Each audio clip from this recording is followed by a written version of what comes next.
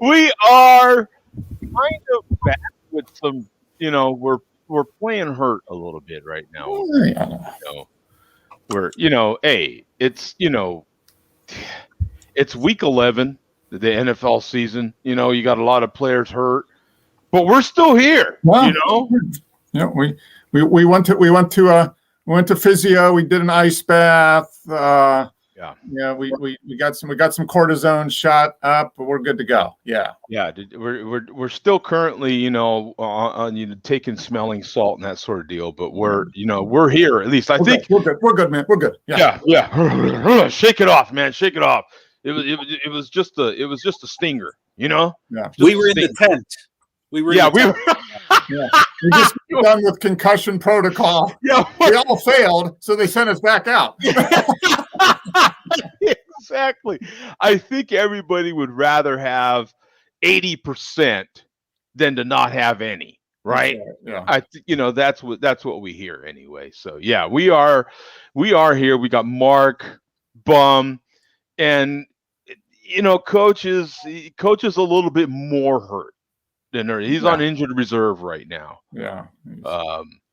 He's still questionable until after halftime, actually. Yeah, so might come in after halftime. Yeah, he was game time decision, but game time has started. So now we're moving that along till after halftime. So we'll see. He might be an after malt liquor report. Yeah.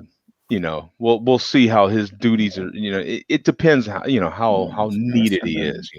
Send in the reserves. Well, it's kind of like when the varsity is just like totally crushing the opponent, then you send in the JV for a little bit. So he's kind of come in at the second half. You kind of still varsity, but he's hurt. But so send him in. Yeah. Exactly. Yeah. So, at least we are here. And we are putting out something, I mean, is it better than nothing? I don't know. It's content. We didn't say it was quality content. We said it's content.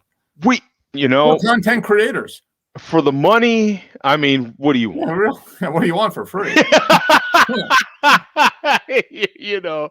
What do you want here for the money? Come on. What are we doing here, man? What are we even doing here? You know what I'm saying? So I am Joe D, the mystery dude. We got Mark the pencil neck here and Bum, malt liquor reporter. How's everyone doing today, man? Doing good. Good. Excellent. As frail as ever. Ready to go. So how many shirts are we wearing today, man? Just two today. But wow. Two. Yeah. Wow. Frail. Okay. Yeah. Okay. Well, but Bum, I see the hoodie. How many shirts are you wearing? There is one underneath it. Yeah. So and actually Bum's actually more outfitted than the pencil neck is. I don't know. Is he a little more frail, possibly? Yeah, no, he's got a puffier sweater on. So I don't know. Puffier sweater, yeah. It's just or is that just to rep Pittsburgh? Is that no? That's just like what Causer said last week. It's to hide the fat. Yeah. Normally there would be some audience applause in there. So yeah, we just kind of. I am actually, as soon as my computer is done updating, it's taking forever. But as soon as it's done updating, then you'll see a switch. It'll just be this magical thing, In the meantime, you get Mystery Dude on the Chromebook, which I don't know. Some people might argue it's even better. I don't know. Yeah. It's better we don't know who you are. Yeah. Yeah. You have no idea right now who I am. Matter of fact, I even have a fresher black Carhartt shirt on just for such occasion, I am consuming a local brew, Juicy Jack. Pretty much a session ale here, 6.5%. I've had this many, many times. We did a pop-up show last night, and that turned into a 4-hour plus marathon there. That was a lot of fun, man. We had our pals from across the pond jump in. We had in the chat some old-time subscribers, some old-time viewers of the show. Man, I keep reaching for my stupid mouse. What are you drinking there, Mark? I'm drinking this year's Celebration Fresh Hop, can only. I cannot find any bottles around here. We went to 2 different liquor stores today and no bottles to be found. But somebody here does have some bottles. So the rumor is. We cannot confirm or deny these things, but the rumor is there's I don't know, is it you have anybody know about anybody has bottles? I will confirm later. Okay. But yeah, this is we couldn't find it at all last year. I think it was probably pandemic production issues or whatever. Did you guys get fresh hop last year? We weren't able to find it anywhere. So no, I don't think I knew that, Mark. If I'd have known, I could have sent you. Oh no, that's fine. This tastes basically the same tasty beer as it did 2 years ago. Great color. I mean, it's it's a solid seasonal ale. And I actually kind of like this. Is the first time I've had it in cans, and I can't find bottles, so I'll probably keep a can just for. Yeah. Well, this year is the premiere of the cans. Yeah. Premiere of the cans, right? Yeah. Nobody had cans before. So that's worth keeping at least the first year. Yeah. Yeah. You know what? I'll show mine now because I'll just. Mark showed us his. Now Bum's gonna show us his. Yeah, you show me yours, I'll show you mine. That's how that works. I'll show it to you now, and then I'll drink it later. So and he's got a kind of stubby brown one. Look at Bum. Yes. I mean, who knew? Short neck. It's not the pencil neck bottle. Yeah. That's why I couldn't drink that anyway. It's not the pencil neck bottle. Exactly. It would have to be neck appropriate, right? Yeah. This was packaged September 29th, which wow. 2 months. Yeah, it's not really fresh. Almost 2 months old. Let's see when this can was. Let's see if can wins. Packaged 10/13. So this was 2 weeks fresher. Yeah, okay. It's still pretty. I mean, for fresh hop, you would think, because this just hit the stores in the last week. Right. You would think that it would be 30 days old or less when it hit the stores. They should have been bottling this. Sierra, I don't know. Around Halloween. Yeah. I really never get any Sierra like fresh off the production line. I've heard other people's complaints about that. They're as great as their beer is, their distribution is not as great. Probably depending on where you're at, no? Yeah, but we're only a couple hours. We're only about 3 hours away from the North Carolina brewery.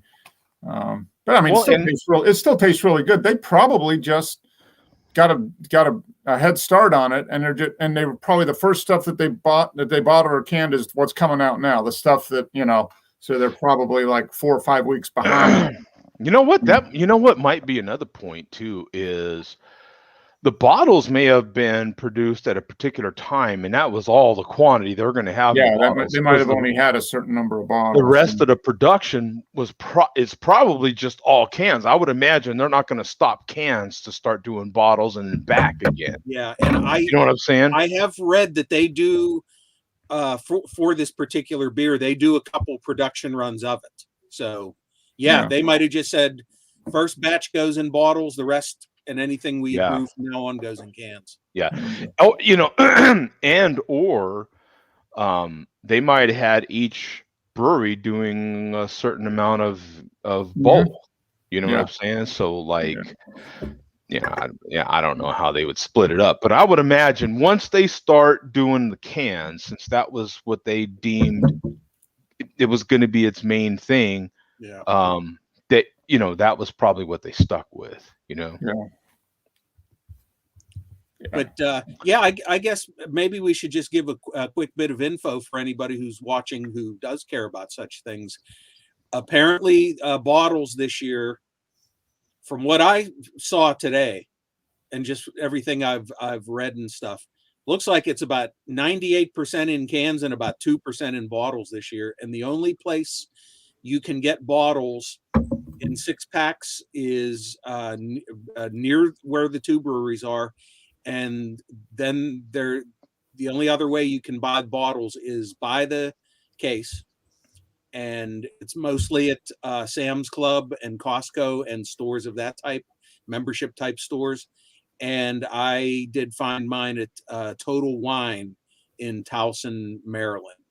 So, yeah. I looked at Costco. I was at Costco yesterday, and no, they didn't even have it. They didn't have any cans or bottles. And maybe it'll show up over the weekend. I don't know, but yeah, there's nothing there. So yeah, and I I looked at my local Sprouts, was about as far as I got.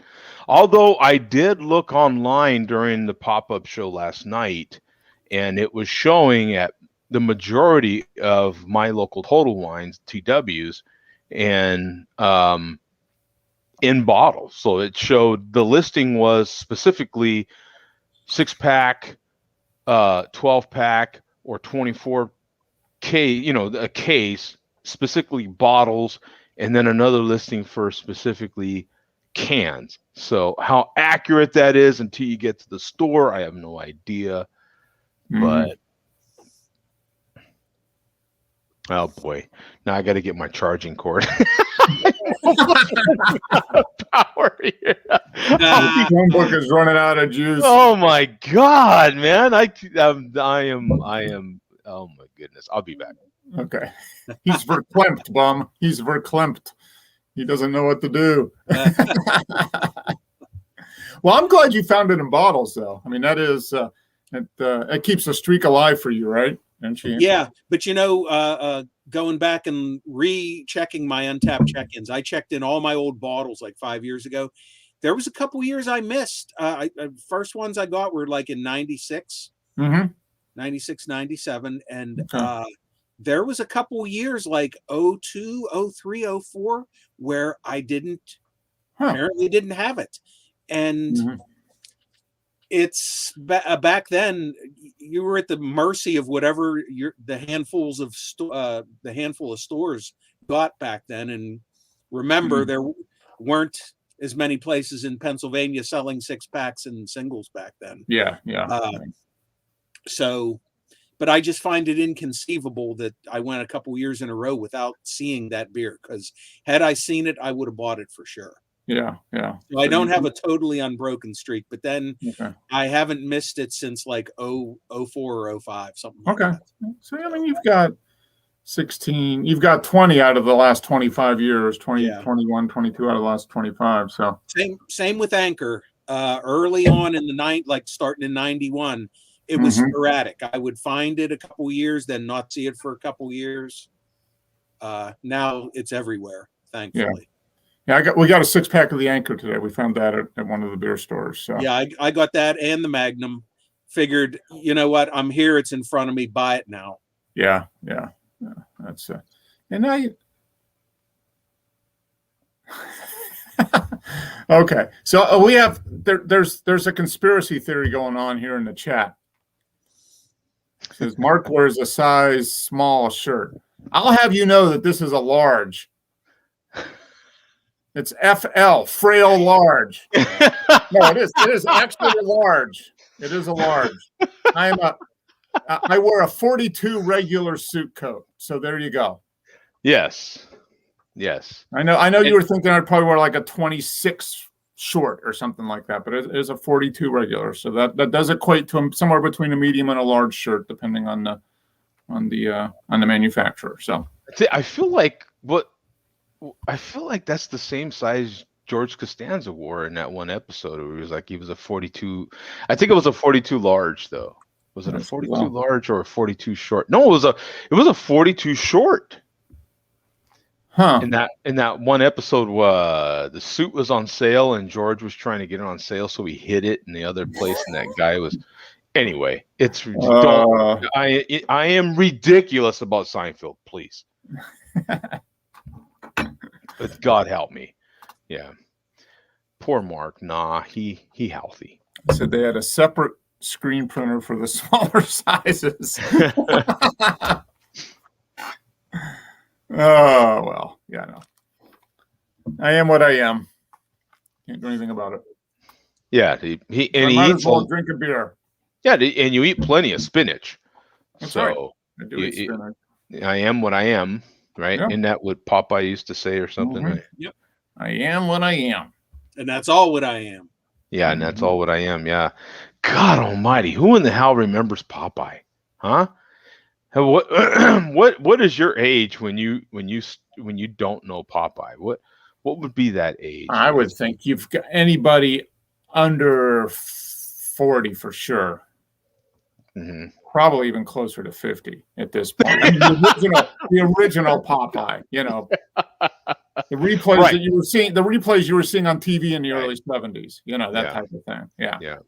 Because I remember watching that, and that was all the old cartoons from the 40s and 50s, you know, in the early 60s maybe. Yeah. And there hasn't been any revivals since the 80s, so Popeye's kind of disappeared from. Yeah, because the last sort of Popeye remake of anything was Robin Williams. Didn't Robin Williams play Popeye? 1980, yeah. And who played Olive Oil? Who was that? Shelley Duvall. Yeah. Wow. Oh, man. I would have never got that. And Bum spit that out like that is awesome, my friend. Yeah. Here. There. He's got a high-speed SSD drive in his head. He's able to pull. He's SSD. I've got a 5,200 RPM spinning. Yeah, I'm 5,400. Yeah, my disc was still like loading up. It was still, My card reader was running through the cards to figure out which one was which. Yeah, I'm still floppy disk. So if you're 5,200, I'm still floppy. Yeah. I was still getting the disc inserted and locking it in before I could even spin. Yeah. Yeah, that was and Bum animation related. That's how I knew. Yeah. Wow. So what else? Felix the cat? What about Felix the cat? Yeah, I know Felix. Mm-hmm. Yeah.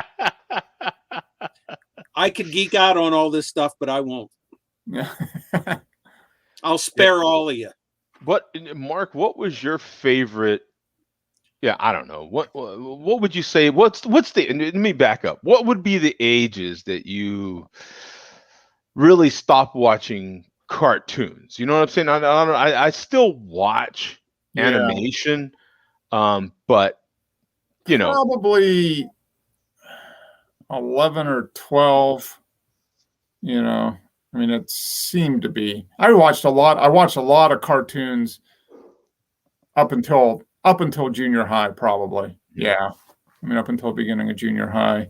And a lot of it was, I liked the old, Bugs Bunny and all that stuff more than a lot of the new. I mean, I watched like Scooby-Doo and that type of stuff. But I like the old stuff. You had, what were the ones you didn't like? Screw the ones you liked. What was the ones you didn't like? The ones that there was a whole group of cartoons that were really, there was the main groups of cartoons, right? You had the Warner Brothers cartoons, you had Hanna-Barbera, if I remember right. Mm-hmm. What were the ones you didn't like? I wasn't a big fan of Underdog. I didn't like that one too much. You remember watching Underdog? Oh, yeah. There's no need to fear Underdog. There you go. Yeah. But I did like I like the Jetsons. The Jetsons were pretty cool. Yeah, Jetsons were cool. Jetsons was good. I liked Scooby-Doo was pretty good. I enjoyed that. The old Bugs Bunny and all that stuff. I watched that, all that, all the time. But yeah, I wasn't a big fan of Underdog. I liked Rocky and Bullwinkle. That was pretty cool. I mean, I enjoyed that, and so that those with Boris and Natasha, Rocky and Bullwinkle. Yeah. So yeah, I'm battling myself right now. I want to geek out, but I'm controlling myself. Well, I can tell you, you mentioned one of them that I didn't really care for, and that was Bullwinkle. I didn't necessarily.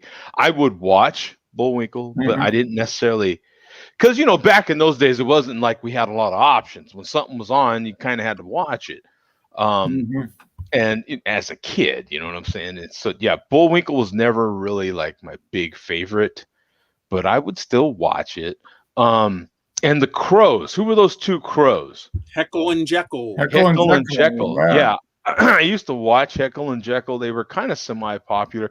They were part of that. Weren't they part of Hanna-Barbera? Terry Toons. Yes. The same people that brought you Mighty Mouse. Yep. Yeah. Now, Mighty Mouse I liked. I liked Mighty Mouse. I liked Speed Racer. I liked... Speed Racer. Yeah, definitely. I enjoyed Speed Racer. Yeah, Speed Racer. Go, Speed Racer. Go. Go, Speed Racer. All right. I liked those things. But I loved Tom and Jerry. I used to really look forward to Tom and Jerry. Yeah, Tom and Jerry. That was a good one. I enjoyed that. I liked Felix the Roadrunner. cat. I like Roadrunner. Yeah. Oh, yeah. I always liked Roadrunner and Top Cat. I used to like to watch Top Cat. I thought Top Cat was pretty good as well. About Pepe Le Pew.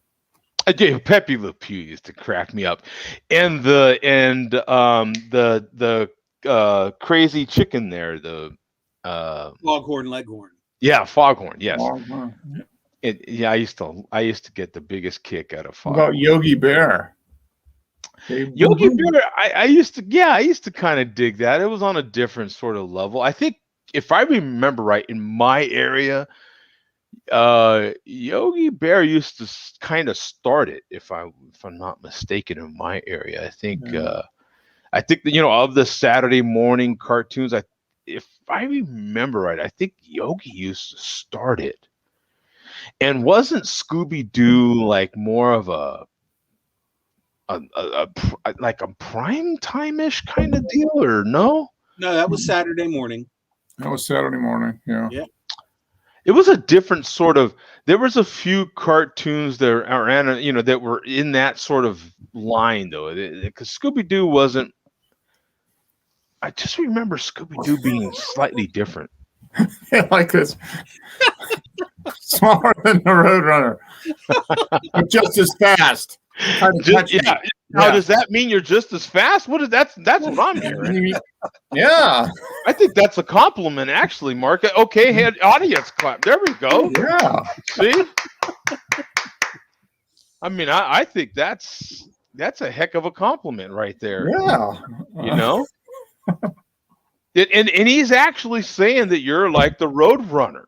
Yeah. I am. I run on the road. So there you go. I'm set. You run and you're the Roadrunner was always kind of smart, kind of witty, always outdoing the Coyote. Oh yeah. Which in I think in that scenario, malt liquor would be the Coyote. Yeah. So boom. Acme malt liquor or something. If you think of Acme malt liquor. There used to be an Acme beer. Yeah, no, yeah, right. Yeah, exactly. So there you go. We have another oh boy. Another one in the comments. What would that be? Pencil Nick Jr.? Would that be okay, so would you be the number 1 and he's the number 2 Pencil Nick? Oh yeah. No.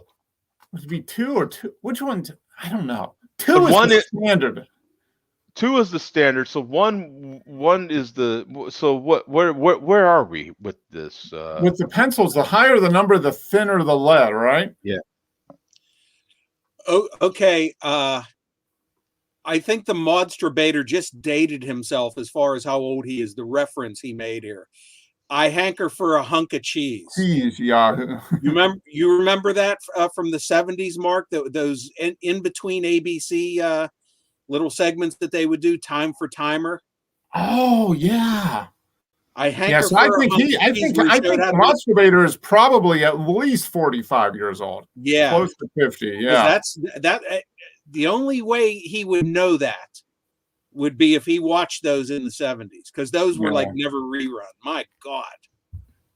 Yeah. Well, they would play one for a while though, right? Like they would. Okay, well, we just answered the question. He says he has thick lead, so I don't know.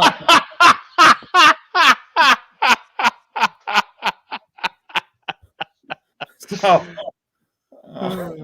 I'll leave it up to that.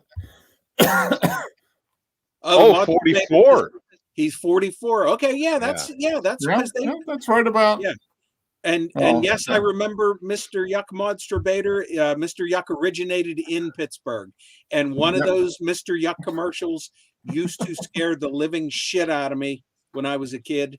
And I've looked for it on YouTube, and it cannot be found. And it's not the Mr. Yuck is mean, Mr. Yuck is green. That one you can see on YouTube. Yeah. Now we've had this conversation before, and I believe I even went as far as to play some of those old. Did you play? That's right. I think you did. Yeah. Because it's been a little while. I want to say before the pandemic, even. Oh yeah, But I'm pretty sure we went as far as to play some of those old, just to make sure that everybody, was up to speed to what us, seasoned gentlemen, mature, barrel aged, barrel aged, yes. Some of us a little more barrel aged. Some of us are. What do they call the stives or something? Stive. You instead of barrel aged, they put the stives or the staves, the barrel staves, which is like chunks of slices of barrels that they. Yes, so some of us are staves and some of us are barrels. So.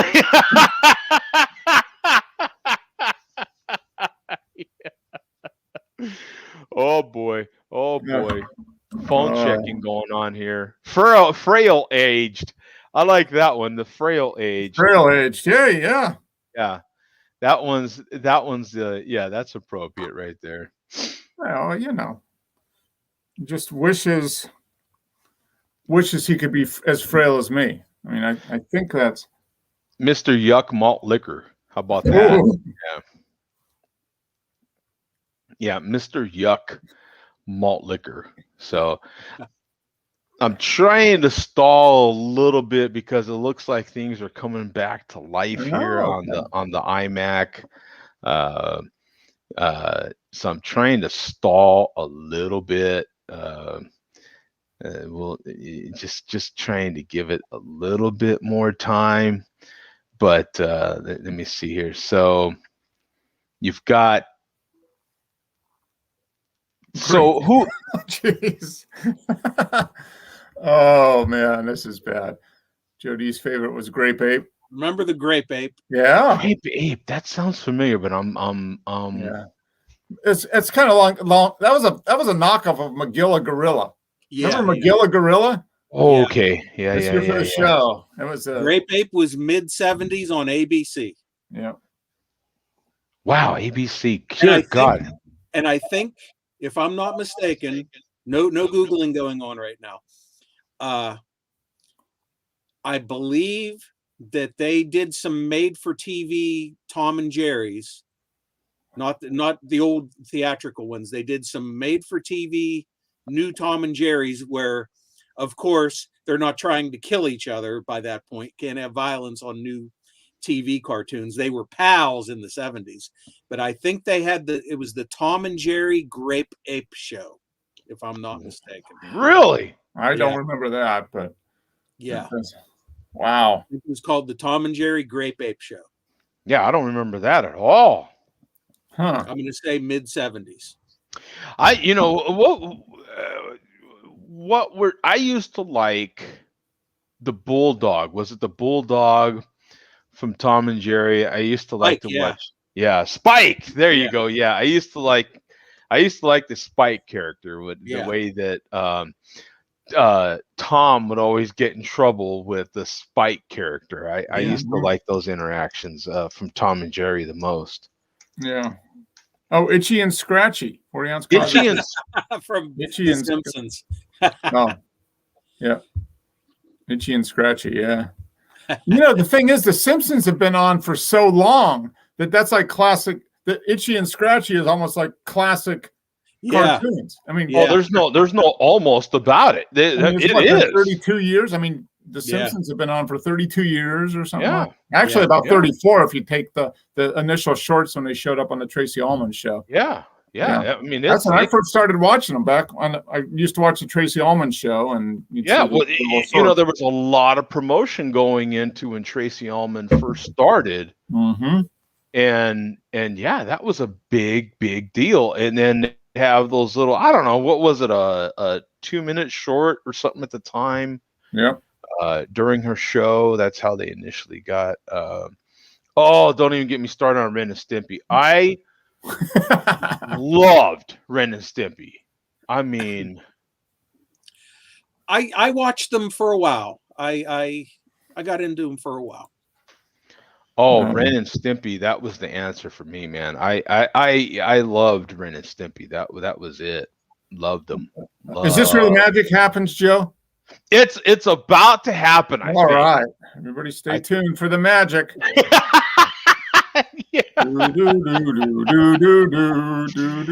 God, this update. You know, sometimes Apple, they say, it's only going to take so long. Well, this took damn near 2 hours. It's ridiculous. Yeah. You know what I'm saying? Like, God, some of these updates, man. And then the problem is, you update, and then everything else doesn't work. So then you end up in this update freaking hell for hours because you have to update everything else.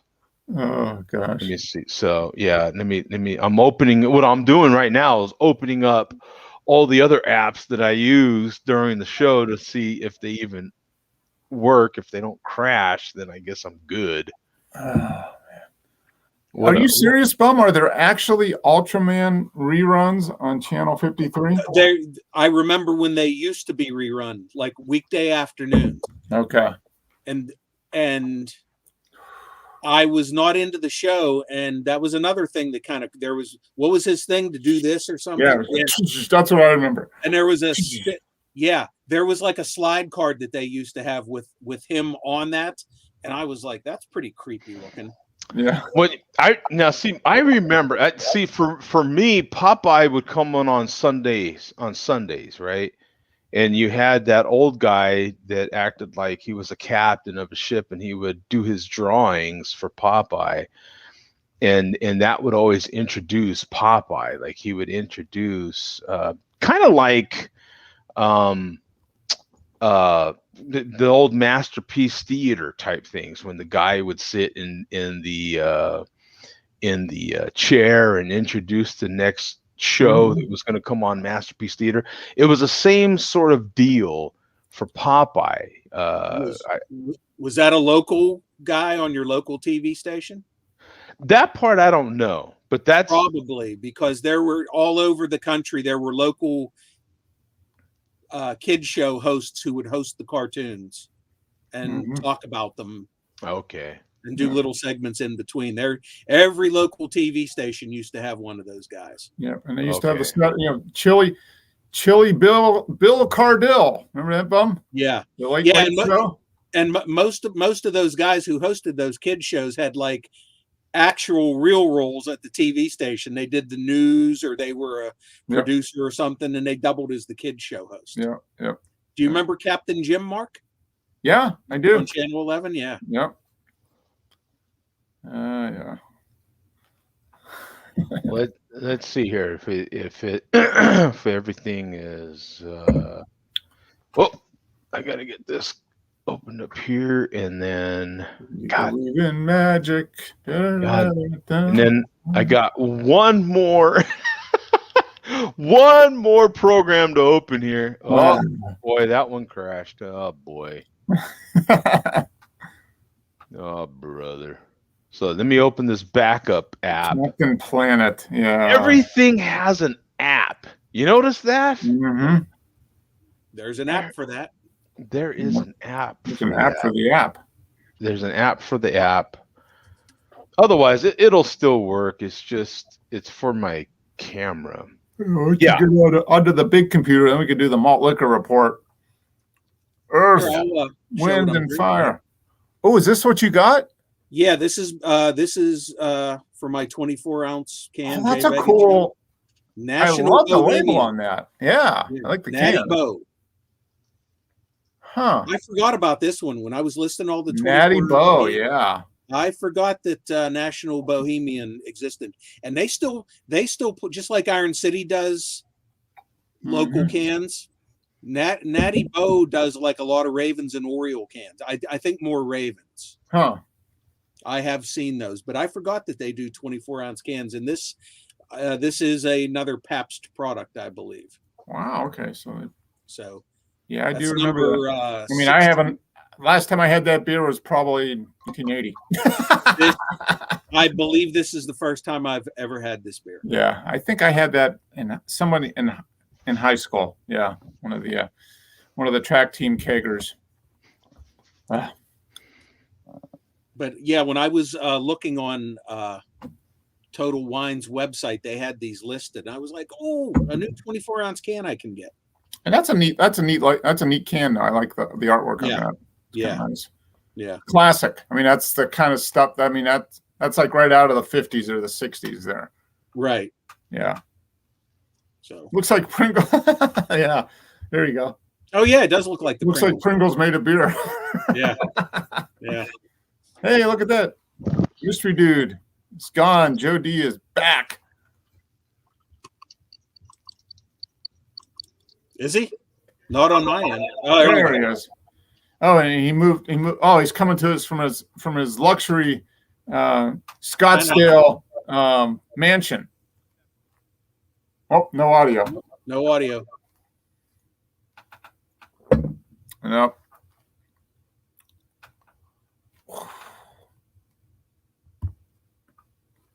Careful, Paul. Chunkzilla will come up and bite you. That's a good beer. Have you had you've had the Chunkzilla, right, Bum? I brought up. You gave it to me. I just finished the second one that you gave me. Okay. Yeah. About a month ago. Yeah. Yeah. Paul picked up a 4-pack when they were down here, and apparently he's halfway through the 4-pack. Have a great show. Testing your speakers on StreamYard. Sounds like working. Have a great show. This song is brought to you by Kelsey and Presley and StreamYard support. Have a great show. Have a great show. He's having a great show. Daniel Kant wants, and that's CONT. Yes. You provide your YouTube channel name, Mark. There is no YouTube channel name anymore. It's gone. Your photography spot. Yeah. There's Mark's photography spot, but the main one is just Mark is what I changed it to. So you can find it there. I don't post any videos anymore. Oh well. I just have to drink a beer and think about the good old days.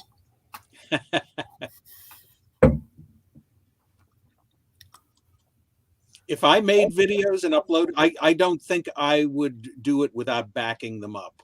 That would drive me to.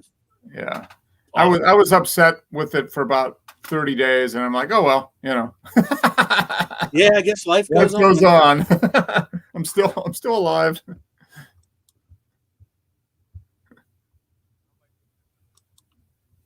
No, can't hear you, Joe. Nope, still can't hear you. The house looks nice, though. Get that piano cleaned.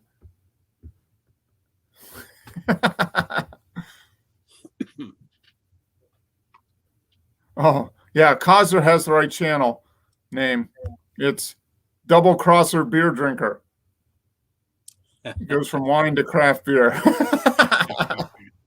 Now I'm on to craft seltzers, right? Yeah. and ciders. No audio, Joe. Uh-oh. Nope. Uh-oh. Oh, he's gone. He's going to come back on the Chromebook. Yeah, he's got to reboot. He's got to reboot the mic, I think. Well, let's keep talking about cartoons. Yeah. Actually, just this, no, it was a week ago now. I got a new book on Warner Brothers cartoons because those are my favorites. And oh, wow. Okay. When Joe said, "When did you quit watching?" with Warner Brothers cartoons and the old black and white Popeyes, I've never stopped because when I got too old to laugh at them the way a kid would laugh at cartoons, because Bugs Bunny did something funny. Yeah. That's just when I was able to start appreciating them as film and art. Yep. And those older cartoons are art. Those are works of art. Yep. The amount of work that went into those. Well, all hand animated. I mean, yeah, no computers. No Xeroxing of the animation drawings. Disney started that. Those all just total hand drawn. Yeah, and it's a lost art now. 30 per second. Is that what it was? 24. 24. So yeah, so you have a 10-minute. Yeah, I mean that's 13. If you do a 10-minute cartoon, that's like 1,300 drawings. Oh, it's more than that. No, wait, 60. 24, 60. Yeah, that's like 8,000 drawings. Yeah. It's crazy. And those cartoons, like the TV cartoons, it was like a drawing. It was maybe like, I don't know, maybe like a new drawing every 3 or 4 frames, or more than that. With the classic animation, with the smooth flowing animation, new drawing every frame. Yeah. It is amazing. And when you said when you stopped watching it because the Bugs Bunny did something that made you laugh, when you got older, then you got all the other stuff in the dialogue. I was like, there's something in there for the adults too. and that's part of the appeal of those cartoons was they were made for everybody. Back then, there were no R-rated movies. There were just movies, and everybody went to see the same movies, and so they tried to appeal to everyone. And there were little things thrown in, and a lot, just like I was reading in this book, a lot of things that really, really were pushing the limits of what was allowed back then as far as censorship. Well, they used to do stuff to try to do it to actually hide it so the censors would never figure it out. That type of thing. And hope that it made it through, and then that the audience would get it. Yeah. Which is great. The one man from 43, it's one of the couple Warner Brothers cartoons with the little flea that used to bounce around. The dog that the flea was jumping on and kept driving insane. I forget what happened, but the dog's butt caught fire or something.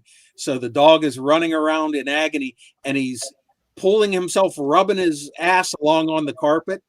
Yeah. And he stops and says to the crowd, "Hey, I better stop this. I might get to like it." Yeah.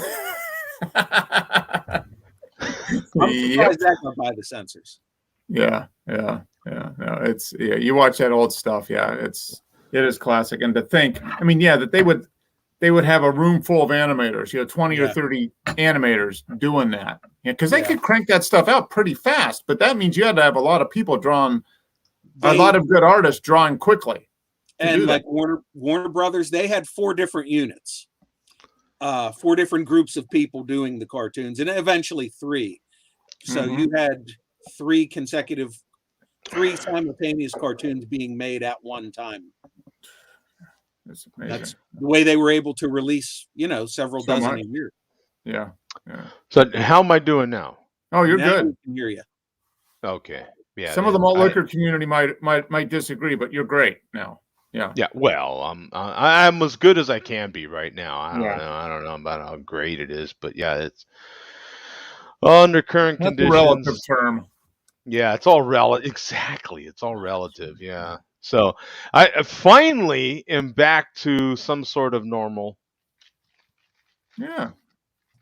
Can we hear sound effects? No. Not yet.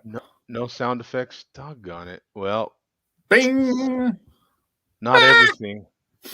We can't have trying. everything apparently. I don't know why. But yeah, the sound effects aren't. Let me quit it and then I know why. Okay. I know Yep. why. All right. Yeah, you are right. They call it a Michigan J Frog. You're right, Bob. That was later though. That name didn't hit till later. They had no name in that cartoon. Oh, in the original one where you're singing, he didn't have a name? No. They didn't. I think Chuck Jones it took like decades to give him an official name. I think so they could sell merchandise. Probably, yeah. You can buy a Michigan J Frog. Yeah. I know why. Let me see here. Pinky and the Brain. Yeah. Pinky and the Brain was a good latter day. Yeah. Yeah. I was not much on TV animation, but that was a pretty good show. Yeah. How's this? Is this the same? Yeah, audio's the same. Yeah. Okay. Good. So that should let me. There we go. All right. Whew. Okay. Finally. Okay. So now we can let me see here. Bring out we can bring out The world is waiting. We the Malt Liquor Report. 24 minutes late. There we go. Drum roll, please. So there we go. Cue the walk-up music. Oh yeah. Billy D does hear his music. Yeah.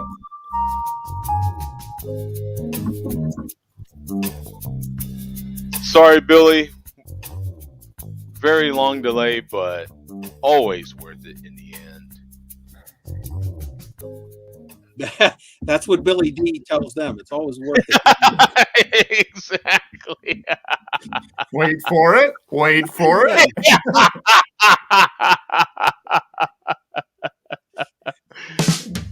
Exactly. Right. It works every time. Works every time. You just wait your turn, doll. It's gonna happen. It's gonna happen every time. Oh, we go come on. Get this one. Oh no. Oh, whew.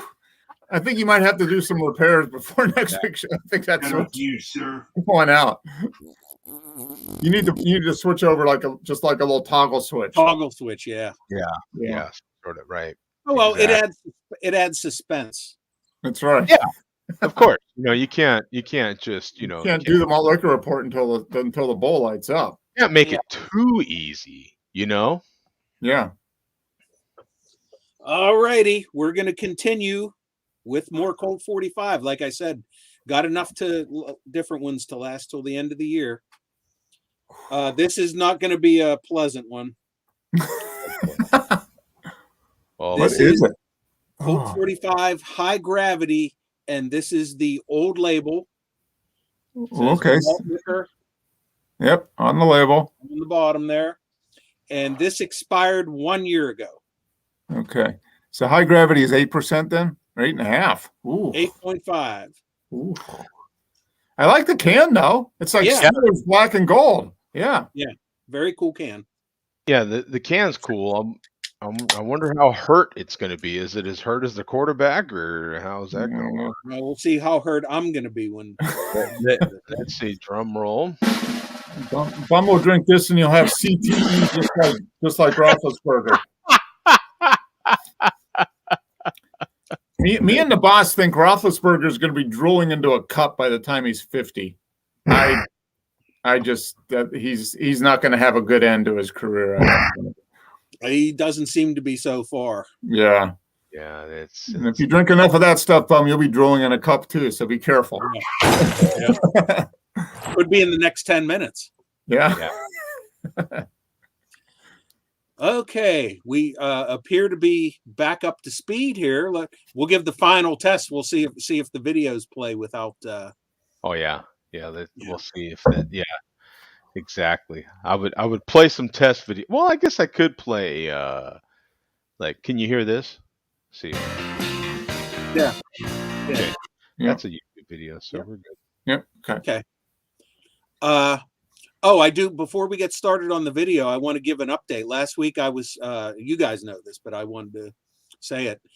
I had not gotten my malt mail from Shady. Got delivered, but by the time I got home, it was gone. I have since found out that it got accidentally delivered to my neighbor. And she was hanging on to it for me and keeping it safe and dry. So, and it took her a couple days to see me. So obviously, she didn't know what was in the package. She would have tossed it out. You would have called the hazmat team, and they would have to come by with their suits and put it in the barrel and haul it off. Yeah. So, kind of related to that, we're going to start out with Causer. Remember Causer? We showed his 800 Club last week, and he's been waiting on the ref's decision on that. 209 J Jones. So go to 7 minutes 50 seconds. Okay, 7:50. Oh, so he was waiting to see if the ref approved it. Oh, come on. I'm getting the spinning wheel of death here. Okay, here we go. Finally. Dear God. Dear God. All right. 7:50, you say? Yeah. It doesn't look like okay. 7:50. Da, da, da.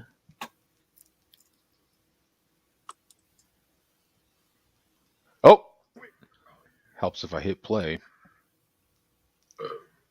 209 J Jones, where the fuck you at, dog?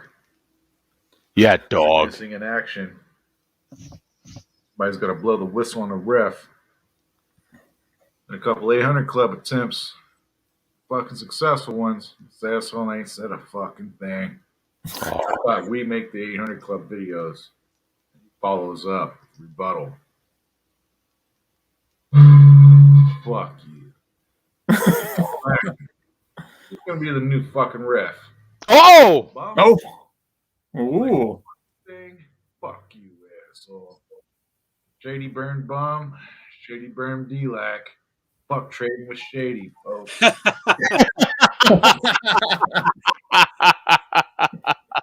And I am here to say not true. Yeah, that was not all factually true at that time. Yeah. Mm-hmm. So he said there, who's going to be the new ref? Bum? I don't think that's the case, but if that would be the case, hypothetically, I would have to say in his video, the Mac rib left the frame, so video doesn't count. Yeah. There you go. Yeah. Mac rib cannot leave the frame.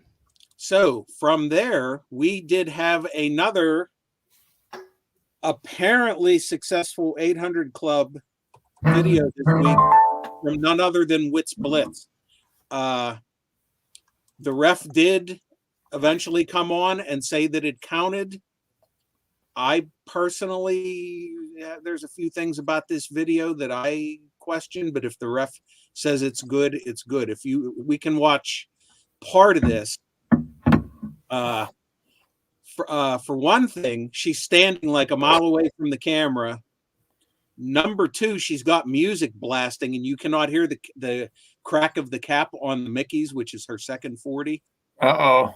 Go to 4 minutes 40 seconds. Yeah, what's with this face right here? What's happening here? And what's this screen for? Does she play movies on here? I don't know what's going on there. And I don't know, Mark. Do you have a nice pleated seat like this? I mean, I need something like that though. That looks like a nice chair, actually. That would be a good listening chair for the audio room. Yeah, I mean, I could put it right over that way, right there, right behind here, and just listen. Yeah, that'd be great.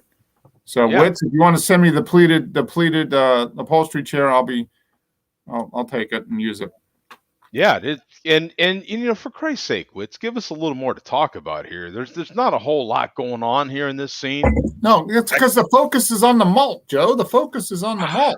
Right. I mean, yeah, that's true. Got some pink roses in the corner, and looks like a salt lamp over there on the desk. No, and she actually has an iPod Mini, an iPad Mini. Yeah, she's got an iPad Mini there. Yeah. I mean, trying to appeal to the craft beer community right there, because she knows craft beer can actually afford iPads. So, yeah, you suck up. I guess that's how I could talk trash. Suck up, right? And I don't know that. God, there's just not much here, man. Nice flowers. What are we doing here, man? What part of the video are we going to, Bub? 440. 440. God, I just need more material here. Just something. It's Right, just let's see what happens here.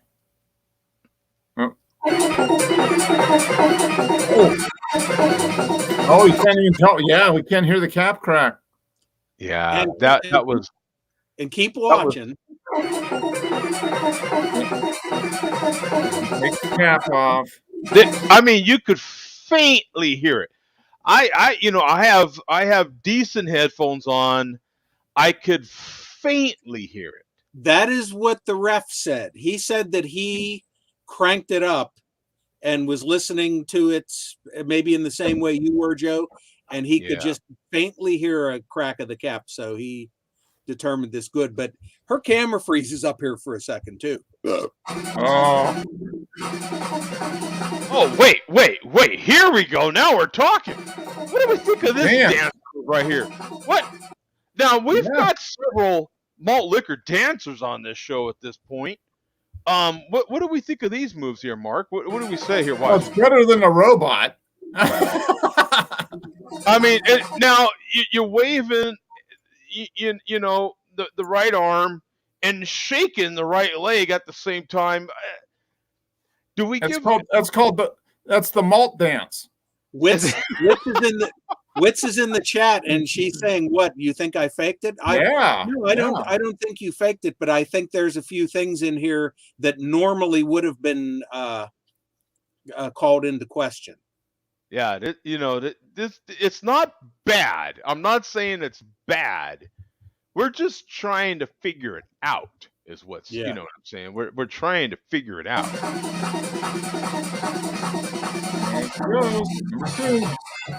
Oh! This is a whole different move. This is a whole different. Yeah. Wait a minute here. Wait a minute. What? I mean, you go from swing an arm around. Woo! This is kind of a woo, like trailer park sort of deal, isn't it? Like woo, and then shaking the same side leg at that time. Okay, all right, and then you're holding the arm back here. I guess is that to kind of counter? Are you kind of yeah, you're kind of balancing, yeah. Or is that kind of going back to the the grade school days where I'm a little teapot, short and stout? Like is that those days? And then boom, and then into the kind of finger pointing down, John Travolta sort of ish move here. Not bad. All right. Yeah, a little head bob in there. All right. So is this the second 40, right? Beginning of the second 40. Right? Okay. Oh, wait a minit. You ain't never seen Trent do anything like that. Trent would never do anything like. Do you see that? You got the series and the neck bobbing and the whole body was into the. I mean, you ain't never seen the chairman do any move like that. Look at that. Yeah. Not bad. That's easily 3 different moves right there. Yeah. I mean, already I'm impressed. That's not too bad for going into second 40. We might have missed where the camera freezes up briefly, but no, the ref determined it to be a valid 800 Club video, so that's all that counts. So she says, Witz says, let's move on. Yeah. Congratulations to Hey, Whitson. if the malt liquor referee approved it, congratulations. Yeah. Yeah, it's ref approved. Yeah. It's ref approved. Yeah, I mean, not bad.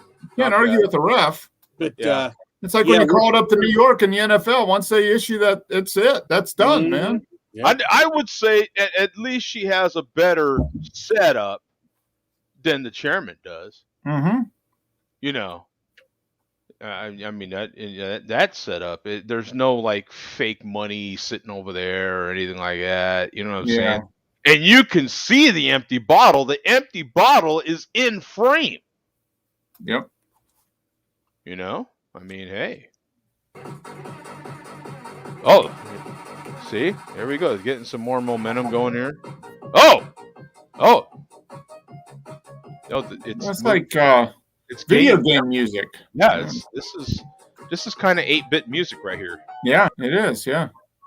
Whoa! This is a little.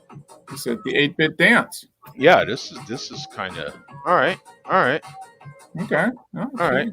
She got an 800 club, and Causer didn't. Yeah. Other didn't. What did he get? No, Causer's He's counted. still waiting for a ruling. Yeah, he's still waiting on a ruling. No, Causer's counted too. Okay. All right. Oh, okay. All right. Well, Russian Village Boys, I guess he says. So yeah, we ain't seen none of them guys, do dances and anything like that. I mean, this is not too bad. Yeah, this is not too bad. Whoa! Look at that! Shake it! Uh-oh. She's starting to feel that. That 800 is starting to. Oh, wait. Was there some belching going on here? Wait, I think there was. Yeah. She's like, charges. I don't blame her either. I'd do the same thing. I'd be. Can't really hear, and I'm not really hearing the no charge in there either. So a little offended. Oh, pointing it out. But she does finish and actually stays on camera like 5 minutes afterwards. So Wow. Okay. Well, good. Yeah, absolutely. That's a solid effort. That's more than I would do. I could never do Very. more than I could ever do or would want. That's right. Yeah. Round of applause there. Round of applause. Now, what are her snacks? Oh, thank you very much. Thank you. Thank you. Now, what are her snacks? What is she eating for snacks? Yeah, I don't see snack. There's just not a lot here. She needs some snacks. I mean, that's the only thing I would say that needs to be missing. You need some snacks. Maybe like one of those big plastic things of cheese puffs. You know, I think that would go great on the table. A big thing of cheese puffs next to the iPad Mini. Yeah. That would go good. We need what kind of snacks do we? What kind of snacks does she look like? What do we think she? I would say well, cheese puffs are a good. I think cheese puffs are a good malt liquor snack all around. I mean, you just can't go wrong with cheese puffs. But after that, I would say just some straight up tortilla chips. I mean, just you don't want to eat anything that would supersede the malt. So you have something that satisfies the snack, but doesn't outshine the malt. Yeah, you can't outshine the malt. Yeah, I just hope to God she doesn't show up with some kind of celery sticks or something healthy like that. Like that. Kale salad. Kale salad or something. I mean, seaweed. Seaweed. You know how they do the seaweed? Dried seaweed. Yeah. That would draw a flag. That would have to be a flag. Yeah. I've got to say that would be a flag. Pizza roll. There you go. Pizza roll. Totino's pizza rolls. There you go. There we go. That would be a good one. I could say pizza rolls good. Okay. Or pizza rolls is repping solid. Or combos. Combos. Hey, combos. Yeah. Combos. I like the pizza rolls. I may actually next. That's a good suggestion. Maybe next week with I'm down to doing 40s now, so I may have some pizza rolls. Yeah, you need something. Speaking of 40s, oof. Yeah, there is 40-ounce Fear with his Ballantine Ale. I picked up a 6-pack of Ballantine today in bottles. So go to 2 minutes 30 seconds. 2:30.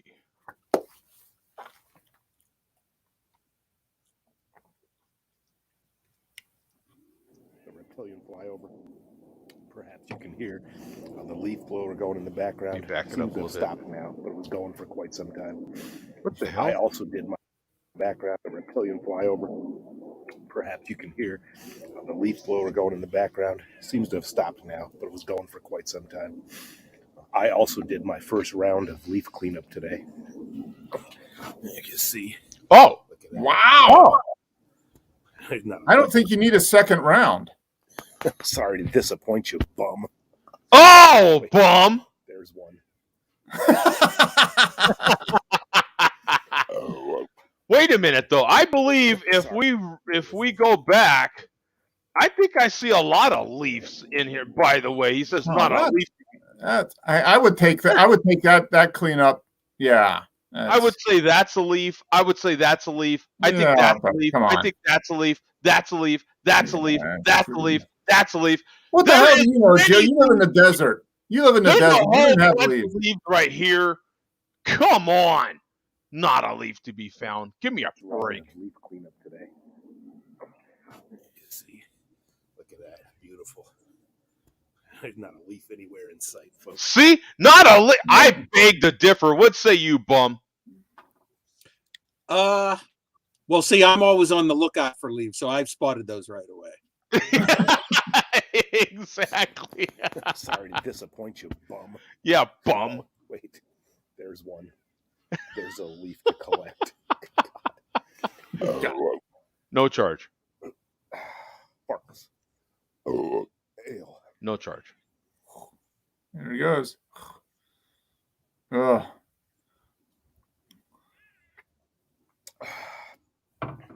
Was it Bum who's the leaf collector? I don't even know. One of those share a queer show guys collects leaves, I guess. I mean, it is a beautiful leaf. A couple of different colors going on there. Nice and veiny. I'm sure you like them nice and veiny. Oh! Guy. Oh! Wow. Haven't enjoyed a fine handmade cigar on video for quite some time. This is the day for it. I haven't had a cigar in a while either. Temperature is exactly. Maybe it's like 48 degrees or something. And that's it. That's it. That clip. So up next, we have somebody that we have not seen in quite a while. And no, it's not Jay Vega. Yeah, what's up, man? No Jay Vega update? Nah. Okay. He's gone. So look who it is. Oh, look at this guy. And look at that mask. Talk about all out of sorts. He looks like he's ready to do some breakdancing or something. Yeah, doesn't he? Yeah, you're right. You're right, Mark. Yeah, you're right. And what's up with the gold zipper? And the what kind of material is I don't know, that's like satin or something. Doesn't it look like satin? Satin. What's up with satin?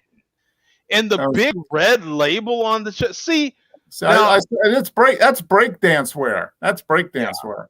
Yeah, that's this is what is going on here. And then the mask is all sideways and everything. What's happening here, man? No, he's drinking a Valentine too. I mean, so there's I don't know. I think he's going after the Russian look right here. Wouldn't a Russian guy be wearing a sweatsuit like this? Is he really Is he a Russian Jew? Bum? Is that what you're reporting right here? You know what? I'd never thought of that. He could be a Russian Jew. He could be a Russian Jew. I think he secretly talks like this. He is Jewish. What part are we going? We are going to 5 minutes 45 seconds. 5:45. And I'm just sorry the coach is not here. Oh boy, he's with us in spirit. Shout out to everybody watching my Valentine Ale videos, for the most part.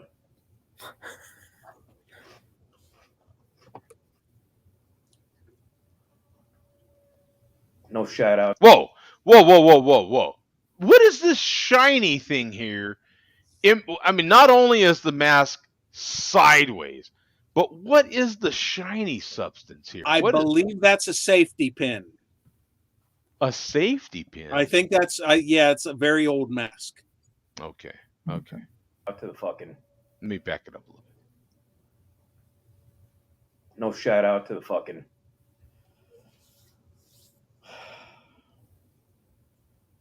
The share a beer fucking show assholes.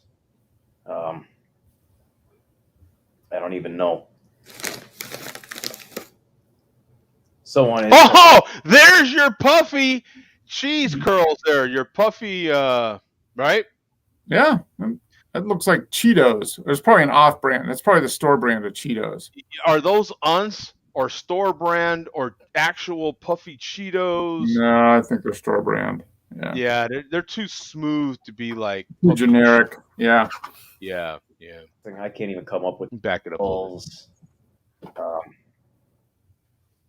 I don't even know. So uninteresting. I can't even come up with any fucking more insults for those people. Those people.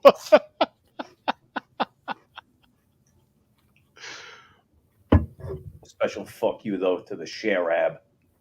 Oh, Fuck you. Sharab. the Sharab. That is awesome. That is That's classic. Yeah. Oh, that is great. Yep. Special fuck you though to the Sharab. Special fuck you though to the Sharab. The Sharab. I think that might be a new sound drop, Joe. Yeah. Gotta be. Okay, I gotta write this one down. We gotta make a note of this. Right around, what was it? 628, something like that. Yeah. Special fuck you though to the Sharab. Yeah, it's right around 628. We gotta make a note of this. This one's great. All right, this one's great. Let me write down 628 here so I know what point, because this is actually noteworthy right here. Let me get a pen that actually writes. Okay, 628. There we go. Yeah, this one's actually pretty good. Rab.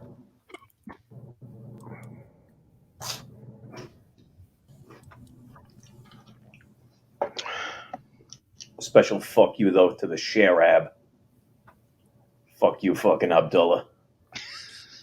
Gaining weight fucking behind the counter of that fucking convenience store out in I don't know where you are, Sandpoint, Idaho or some shit. Probably got to drive fucking 200 miles to your mosque. Play. You other niggas is so gay. Don't make me have to get the kept. That's And it.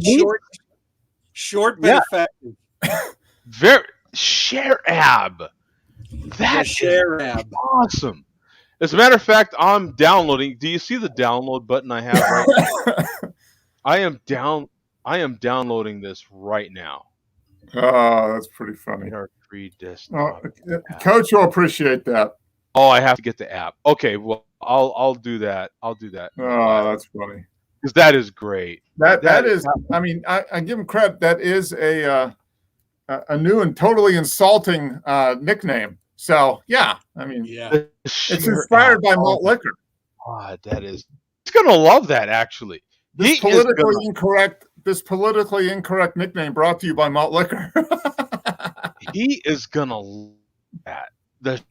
Oh yeah, no, yeah. He own that like no one's business. It's gonna go right to play into his persona perfectly. Oh, he's gonna love that. Yeah, we can replay it next week if. Yeah. Oh God, that is. No, you just need that. You just title that Coach walk-up music, walk-up soundbite. You know? That. Oh my God, that is That's great. funny. That is great. Oh my God, that is. That's funny. Okay. So I'm sorry, where are we going? We are going to move on, and we're going to move on to some Mac rib related stuff. Oh, God, I am running way behind on my Mac ribs. I have not had a Mac rib all week. Not a single Mac rib. I actually had a couple of salads this week. What the hell? What the hell? So as we as we go into this, I guess we kind of have a theme the next couple videos coming up here, and the theme is learning your lesson. Oh, this is 40-ounce Mad Molar. Now, as you recall, Molar had those mac ribs with added cheese and bacon, at the suggestion of Witz, I believe, to add bacon to it. Molar got his with cheese, and I think then Witz added bacon. So the chairman cussed Molar out. Mm-hmm. So did Molar learn his lesson as far as ordering a mac rib with add-ons? I think no. I'm saying no. Judging from the video title here, I would have to agree. Okay, you can just play it from the very start of the video. Oh, okay, right here from the start. Here we go. Hi, how can I help you? Yes, can I get a... By the way, look, I mean, this is beautiful right here. This. I mean, look at that. That is just mac rib food porn at its finest right there. Now, by the way, I think that is the highest price for a mac rib we have to date, right? It's easily 70 cents higher than mine. What is it? $5.29. Oh, we paid $5.49 for. Oh, did you really? Okay. Yeah. Mine was $4.49. Bum was the one that didn't you pay like $6.50 for yours, Bum? Yeah, something like that. Oh, yeah. Wow. Now you know what gets me is the ratio of sandwich only price to meal price.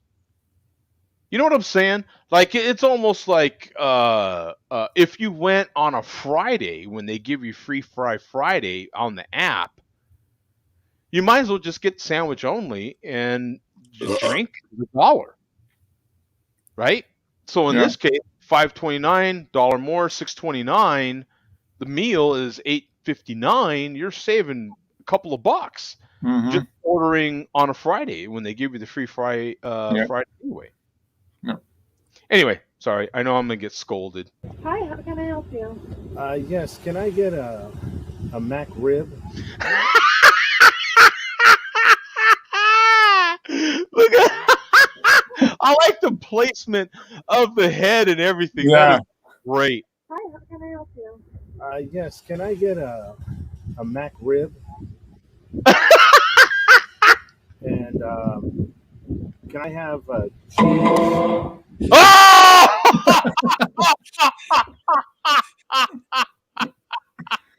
Is that the CSI or the yeah. And can I add bacon to that? No fucking add-ons. Oh, I like that. I like that. No fucking add-ons. Man, oh man. Anything else? Bacon and cheese on a McRib. On American soil. On American soil. So if he's already in Maine. If he just went into Canada, he's allowed to do this. Yeah. Right? If he just went to can you get a McRib in Canada? I'm kind of curious about that. I don't know. You know what? We've never had a Canadian. I believe Lootbag Jerry, aka that Cody Jinx hat guy, asshole.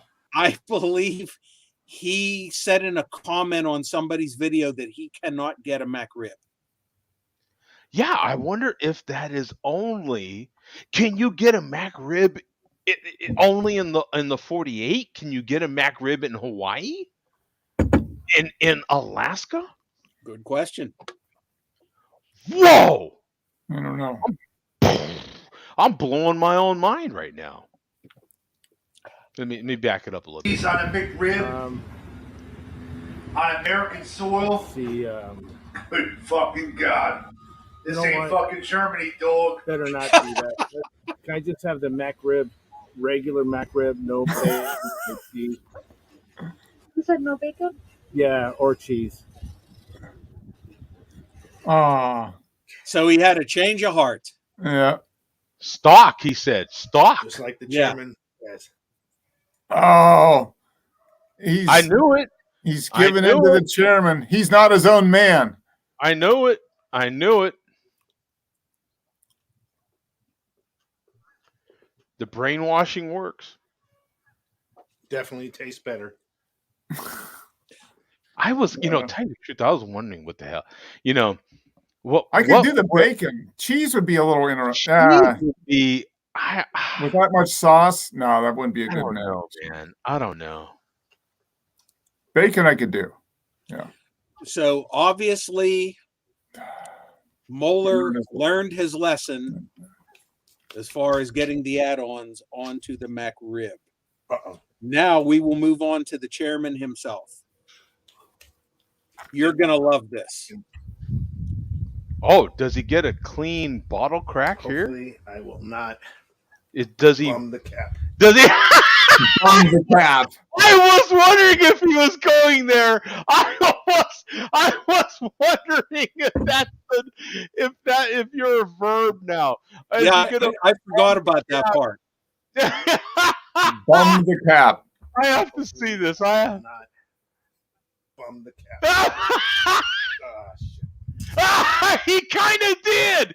He kind of did. He had to make a second attempt, right, Mark? Look at that. Bum the cap. He partially bummed it. He did. He bummed the cap. Now he got it on the second attempt, but the initial attempt slipped. Yeah. Right? It did slip. Yeah. Okay. I had to see that one through, Bub. And you guys realize, don't you, that I have like 4 different 40s of Colt 45 coming up to finish out the year? I'm already nervous. I think it's the key. See, he didn't get on that initial twist. He didn't get enough leverage going. He didn't get it, enough.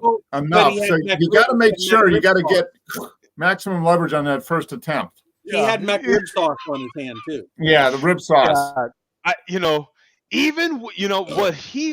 think taking a devil's advocate position here, I think what he would say is, even with sauce on said hand, second attempt, bum, I think is what he would say. Yeah. Right? I'm just taking a guess at it. But yeah, that's pretty good, It's not a share what did he call him? Sharab. Oh, that is epic right there, man. That is freaking great. That is that Sharab. He hasn't made too many videos this year, but when he does, he makes it count. He makes it count. That is his rep right there, and he oh my God, he made that one count. That was great. Okay, so we're going to move on to the chairman here, and this is last Saturday's Saucy Saturday review. Now, I got to preface this, Joe. Okay. Got to give credit to the chairman for doing this video. You said at the beginning of the show, we're playing hurt. What's the other football term that you hear when your team loses? What's the all-encompassing excuse for the team losing? What do they always say? Yeah, beat by a better team. They came into the game unprepared. Oh, unprepared. Okay. They weren't prepared for the game. Okay. So I think it's very safe to say that the chairman came into this Saucy Saturday review totally unprepared. Oh, wow. What the heck? I mean, that's wow. Yeah. Okay. All right. Well, we'll see, right? I mean, this, this is a little okay. All right. So he's he kind of came into it with, he didn't take his mom's advice and wear clean underwear before the accident. Is that what you're saying? That's exactly what I'm saying here. Okay.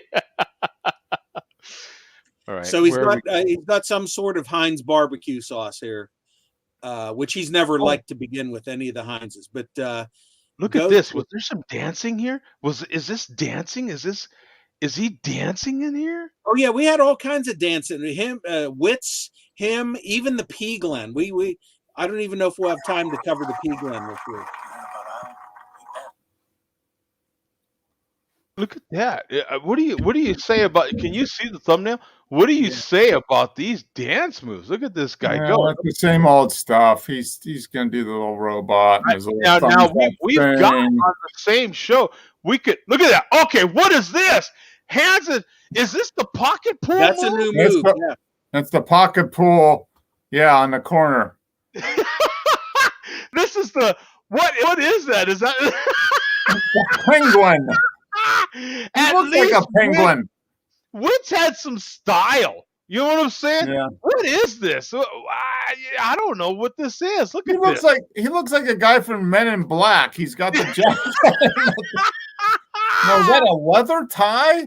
Is that a leather tie? What is it with malt liquor and the shiny jackets? I don't know. Is that like a theme, Bum? Was it the week for shiny jackets? That's real American vinyl there. Is that like a pre-Thanksgiving thing? Is that what they do? Like the week before Thanksgiving, we wear shiny jackets? Are they all Russian? Do they wear shiny jackets in Russia? I don't know if they're all Russian, but this ain't Germany, dog. This ain't this ain't Germany, dog. Right? Okay, so he's got. Whoa! What is this move? That's a new move. That is a new move. Look at this. Look at this. I have to play a little music. I have to hear a little bit. Oh, he's going old school R&B right there, right? Rock steady, right? Oh my God. So he was really feeling himself. Was he feeling himself or smelling himself? That's what he said.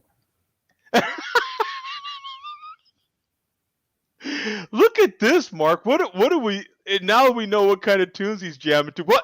Whoa! Look at this. Is that the robot? No, I don't know. He's got his Adidas sweatpants on with his leather. Yeah, he looks like totally like a Russian malt liquor drinker there.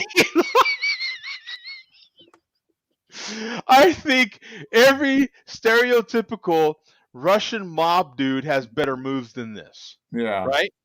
I mean, look at this. I don't know. He looks like a broke robot. Like a robot that is like short-circuited. I don't know. I think Wits takes it sounds like maybe this is setting the tone for the rest of the video, Bum. If he's short-circuited. If they were to have a dance-off, Wits takes them hands down. Hands down.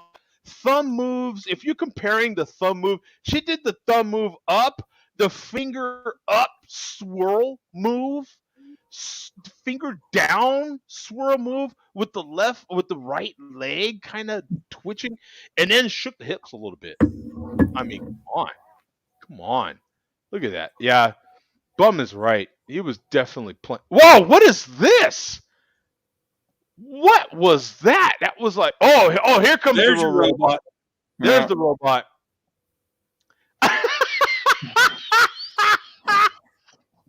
I don't know, Wits. The robot is tough to beat. It's a legendary move at this point. You can see it coming. He's got it down. I don't. Oh, see, it's a fan favorite. And then the double pistols, bang bang. That's bang bang. She didn't have double pistols. Hey, it's her first year of the competition. You know what I'm saying? The pistols. I think the robot classic move. You know, he is the chairman. Classic move, boom, and then double pistols, boom, boom. I think he kind of he's still the champ. I don't know. What say you, Bum? You're the reporter. Well, I will say it's all, even if he is champ, it's all downhill from here. Okay. Let's get to the carnage. Scroll ahead to the carnage. I want to see carnage. Where's the carnage, Bub? Well, you're probably not too far away from the starting point. 2 minutes, 10 seconds. Yeah, we are actually. We'll let it play through, and I'll start the volume here at 210. Yeah. Oh boy. Oh boy. Oh boy. Look at the screen. He looks prepared, doesn't he? Yeah. Looks What? Whoa. He's all fired up. Looks like a typical Saucy Saturday video. Yeah, all appears you know, well. Mark, as someone that is the authority on beer and working out, he that was like a pre-workout sort of deal right there, right? Yeah, I mean, it was like warming up. One of the key things when you warm up before a workout is you want to activate muscle groups so you don't strain them. Yeah. And I think he was I think he was going in the pre-root workout activation phase there. Yes. Getting everything set and ready for ultimate performance. Yeah, all appears well. Yeah. Now, Ben apparently goes off the rails. Bum, are you saying that what happens next is kind of a direct quote from Mike Tyson? You all have a plan till you get punched in the mouth. Is that what you're saying here? No, I Is he thought about you to were get going to punched in the mouth? I thought you were going to say, my style is impetuous. My is he getting his children ate? I'll Is tell that you hard out. I'll eat your children. Yeah. Glory to Allah. And is he going to announce moving to Germany next? Is that what's happening here? This is great. This is great. Let me see here. We're almost there, actually, now, aren't we? Here we go. Oh, man. Shout out to the Whisperers. Saucy Saturday again. Oh, boy. Oh, boy. I think the malt liquor video. Oh, boy. Oh, boy. Okay. Okay. So far, so good. SWW fun fact. Oh, SW. Is that what he's doing these days? SWW fun He's fact. always referred to himself as that, yeah. Okay. Okay. Fair enough. Went to a charity breakfast buffet this morning. Thought I could control myself, but I didn't. Filled up. Totally fucked my shit up the whole rest of the day. Probably going to struggle on this McRib. I got like 4 nuggets for Saucy Saturday. Oh, boy. Fucking mistake, dog. Yeah, During dog. McRib season, you only fill up on McRibs. That's right, dog. Well, he's calling his own flag there. He's like a golfer of he's using negative visualization. He's already assuming he's going to have a bad review.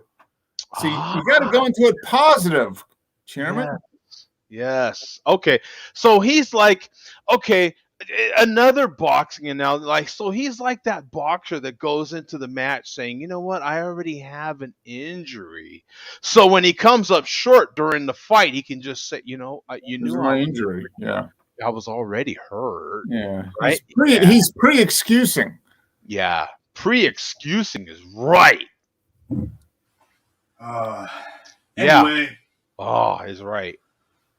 Look at that. Even the coyote here has a sad look like, oh, man, this ain't going to be good, dog. Look at that sad face. Look how sad he is. He's looking down. He's like, oh, man. Now that coyote's looking at Mark's Roadrunner legs. Gotta catch me, coyote.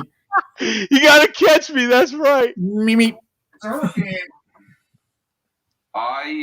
we go. Here we go. Okay.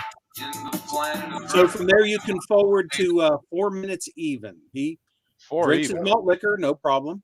Okay. All right. That gets off unscathed.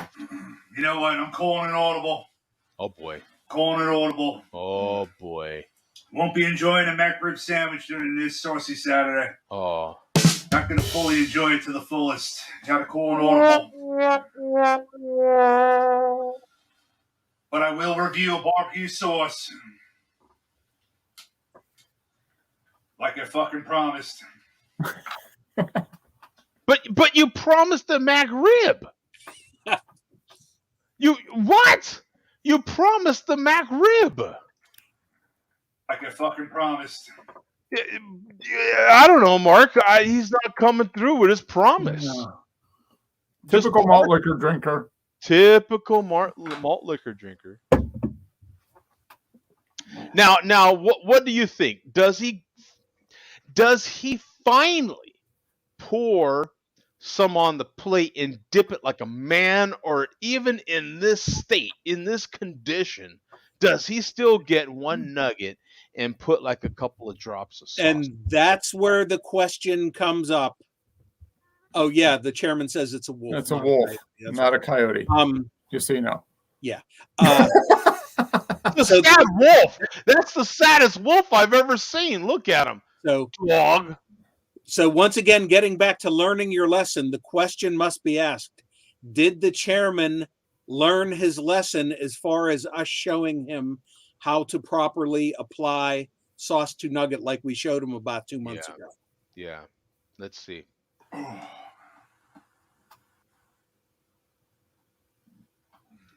What the? Come on. Okay, there we go. I got the top off. Got the foil off. Good. All right. Okay. Now let's see what happens. Critical moment here. Yeah. Here we Does go. he pour or, I don't know, squeeze? Okay. So he's putting the cap back on. Back on. Okay. Preparing. So far.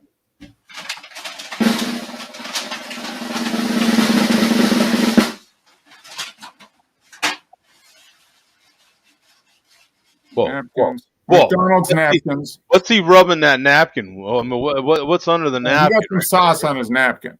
Oh yeah. What kind of? He got some sauce. He got some sauce on his napkin. Yeah, where he's rubbing, I'm a little scared right now. He's look at 3 plates of bacon, sausage, French toast, scrambled eggs, hash browns. Fucking. Here we go. Here we go. Here we go. Mm-hmm. Barbecue sauce, Carolina vinegar style.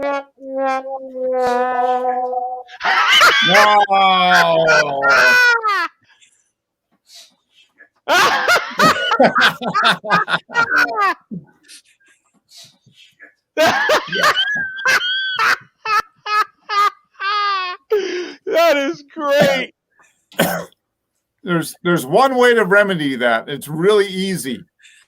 I'm just saying. That's all.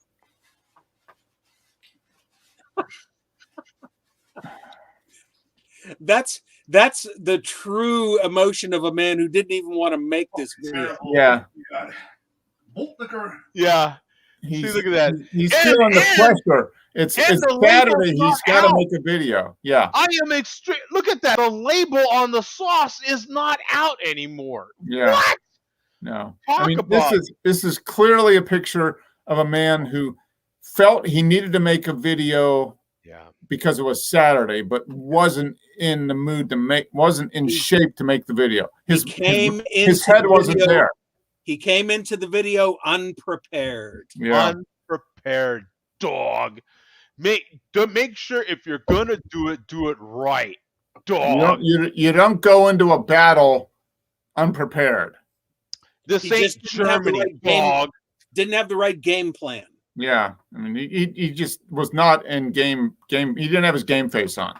Yeah, he didn't have. He was clearly distracted. There's probably some indigestion from the triple bacon French toast pancake thing he had at the charity breakfast. I mean, so on American soil and everything. American soil, Germany, dog. Now, what was the charity? I want to know what the charity was. He never did say, but if you go to 11 minutes 40 seconds. He wraps up the video here. Okay, let's see.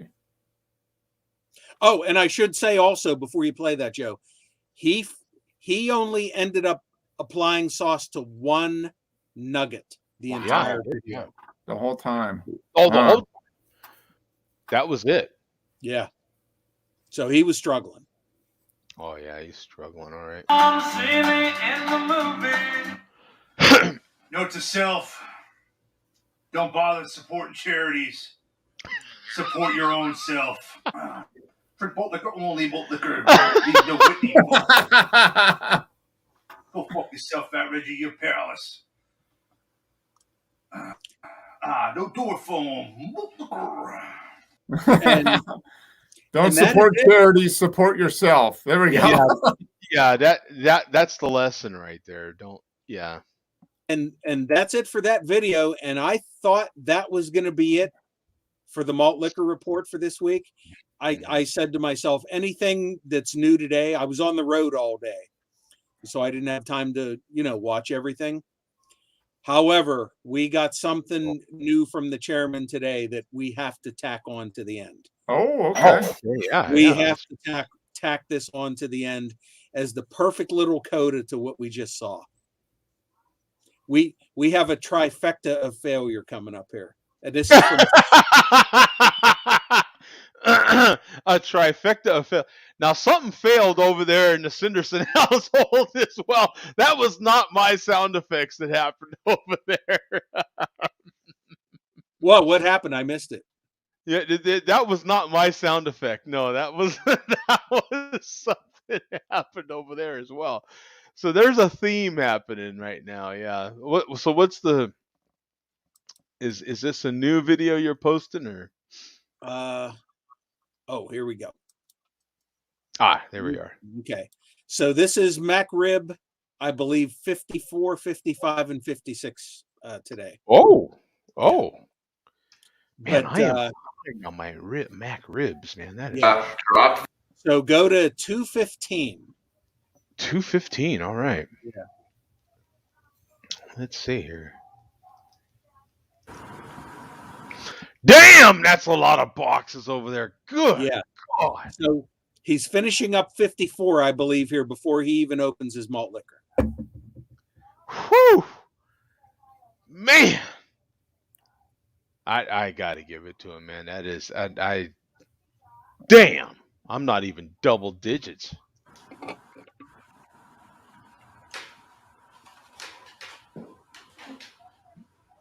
Oh boy.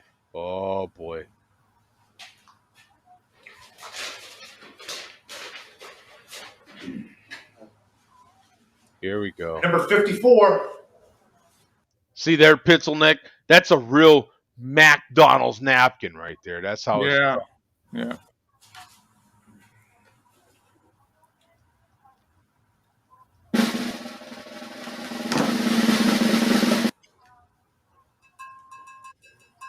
I make a malt liquor video.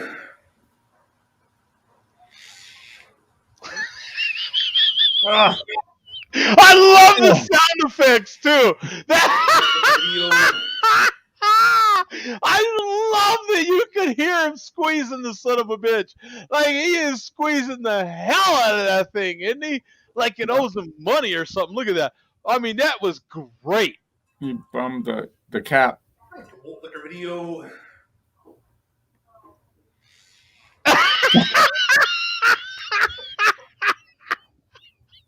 It's that high quality shotgun mic he's got attached to his camera. That is awesome. Malt liquor video. This is great. It just My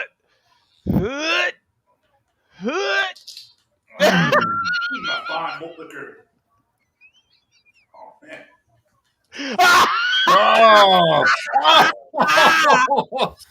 Oh no!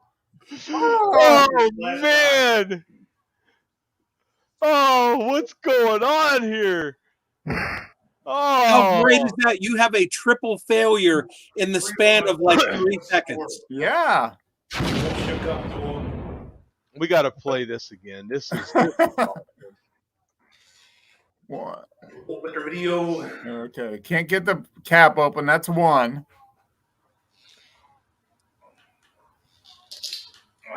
Okay, and then he gets foamed. Two. Oh man. Two. Oh, and then it falls on him. That is awesome. A triple play.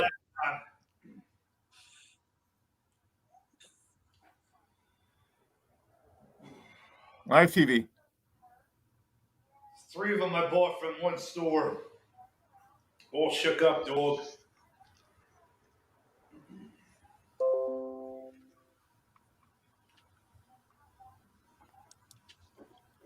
This little Mac rib tower fell too. Yeah, that.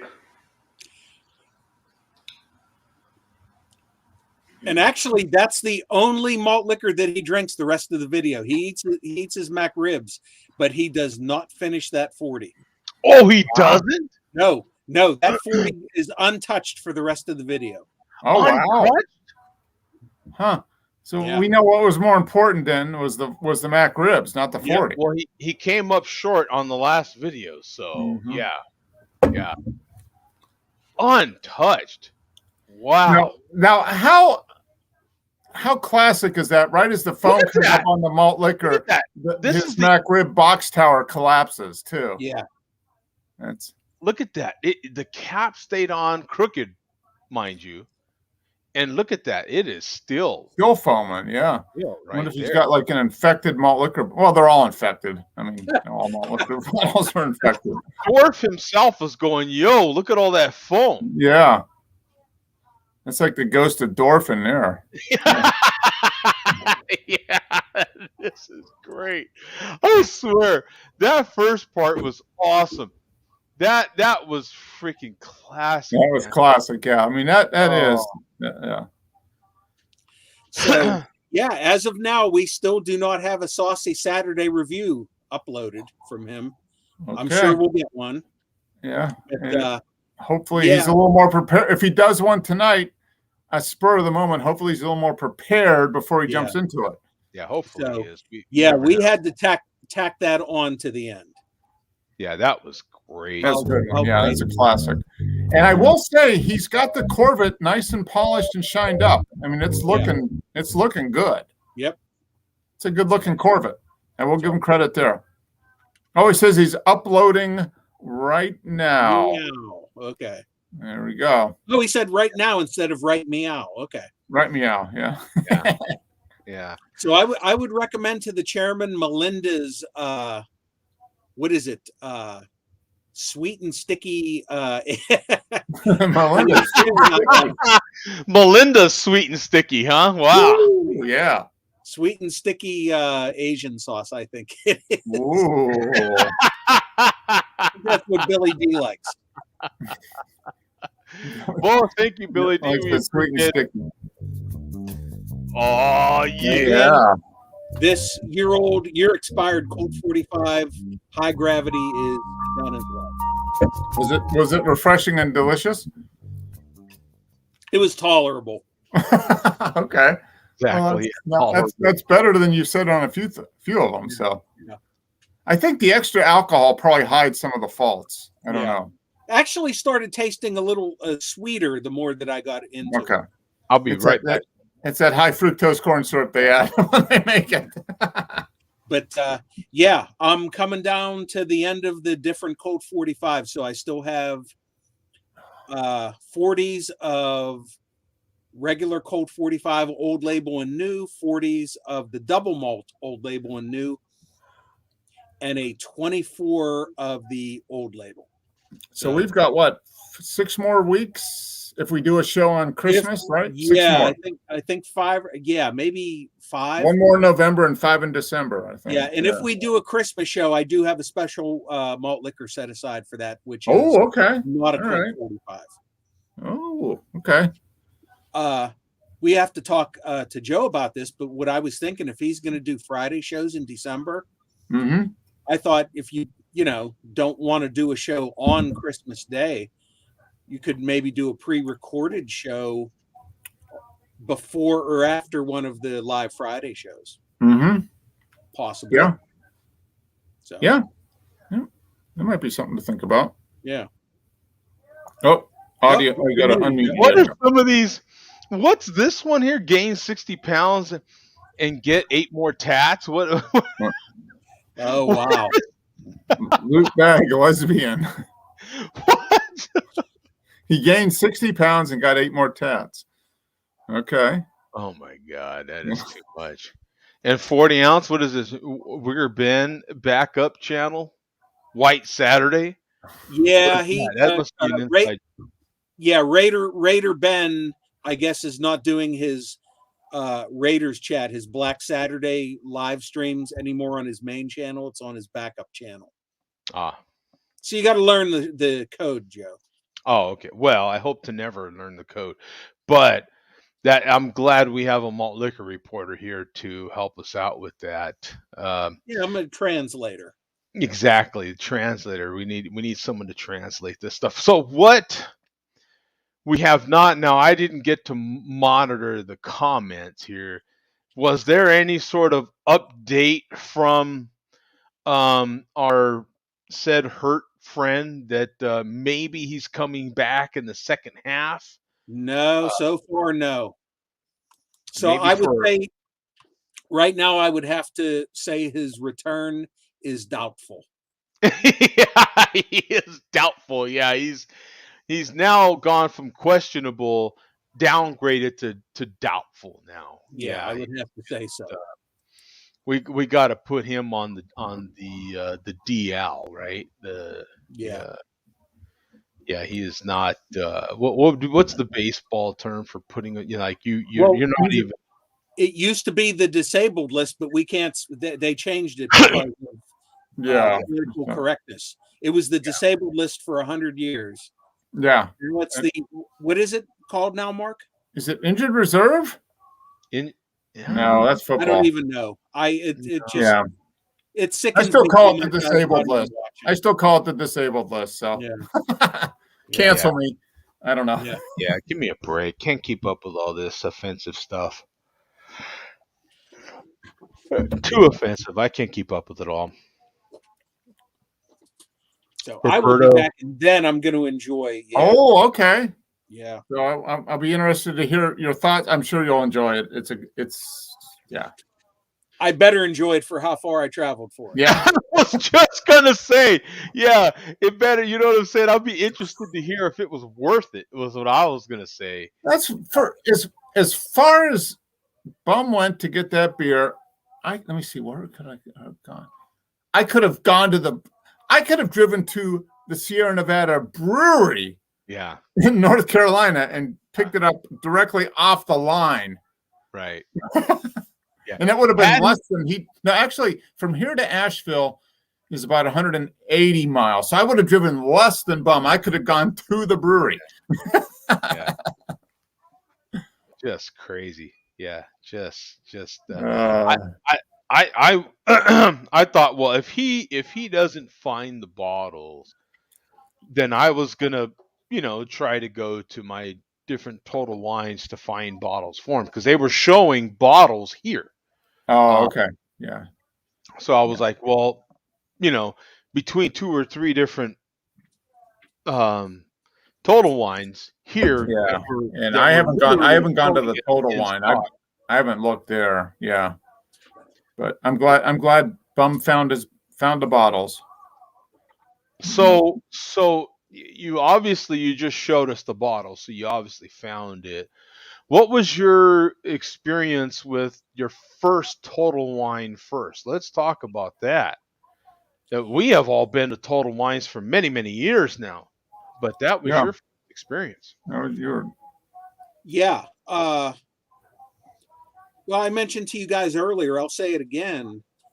I don't know if all the stores are laid out the same, kind of like Walmart's, but this store, I mean, around here, I have places that have a ton of selection, but yeah, I don't think I've ever been in such a huge place that had so much selection, but it was so compacted into such a small space and the aisles were so narrow. It was, I really could not stop and browse at anything because there was all this traffic crossing in both directions down the aisles, going both ways, where you could barely get 2 shopping carts crossing paths with each other without them smacking into each other. Very tight squeeze. Well, there's several Total Wines here, and yeah, there's a couple that are a little tighter than others, but for the most part, depending on when you go, they can be crowded. I tend to go early, so they're not as bad. Yeah. But yeah, if you go a little later, and even later in the morning, it's already too late. Like I pretty much go when they open. And it was a Saturday and 10 a.m. So there would be a lot of people in there. Yeah, 10 a.m. Yeah, that's for a Total Wine. That's prime time. It because they have most things. You know what I'm saying? Like they have. You can generally go to a Total Wine in your area, and they have most of what's available in your area. Not always, but. And then depending on your particular Total Wine that's in your area, the ones that are in my immediate area will have slightly different selection because of the market in your exact area. Yeah. Yeah, they do. I mean, I haven't been to Total Wine in a few months, but they have all the national, a good selection of national craft beers. And then they've got a section that's more of the locals, so stuff from Atlanta or, within the immediate region. And Walmart is a good comparison because Walmart's, you pretty much know the layout. They have, it may be reversed, it may be this or that, but once you walk into a Walmart, let's say, whatever doors you walk into, you pretty much know the basic layout, right? Within a couple of seconds of scanning, you're like, okay, the pharmacy stuff is over there, the food's over here, the grocery. Total Wine's similar. You're like, okay, and basically, okay, the beer's over here, the cigars are over here. Like, you know what I'm saying? Like they do follow. What is great about Total Wine is not only are they going to have a decent selection, a great selection. I'll just say that, great selection. But they're going to have fantastic prices too, man. They're going to have some of the best prices in your area as well. So that matters, And and you can typically find at least one of those cats in there that knows his beer hands down or knows their beer hands down. Yeah. Well, they did, but I take pride in the fact that I educated several of the workers there on the situation with Sierra Nevada Celebration bottles because they had no idea. I find it interesting too because as I showed everybody on the live stream last night, when I pulled up my Total Wine, it literally listed 3 different listings.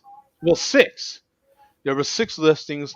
They all had 6-packs, 12-packs, and cases, but they listed it by bottles and cans each. So that broke it down to a piece. So I wonder if that means Total Wine is picking up a lot of the bottles. I'll have to check my Total Wine here. I mean, I haven't looked, but I'll take a look and see. Yeah. I mean, I probably won't go over that way until after Thanksgiving, but I'll go. If they have it, I'll go over. But it's the same beer.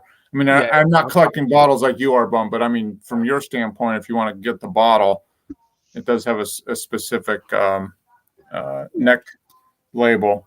Yeah. Now, this one says, no, it doesn't, actually. There's no year on the can. That's the thing about the can, right? There's no specific, and that was what I talked about on the pop-up show last night.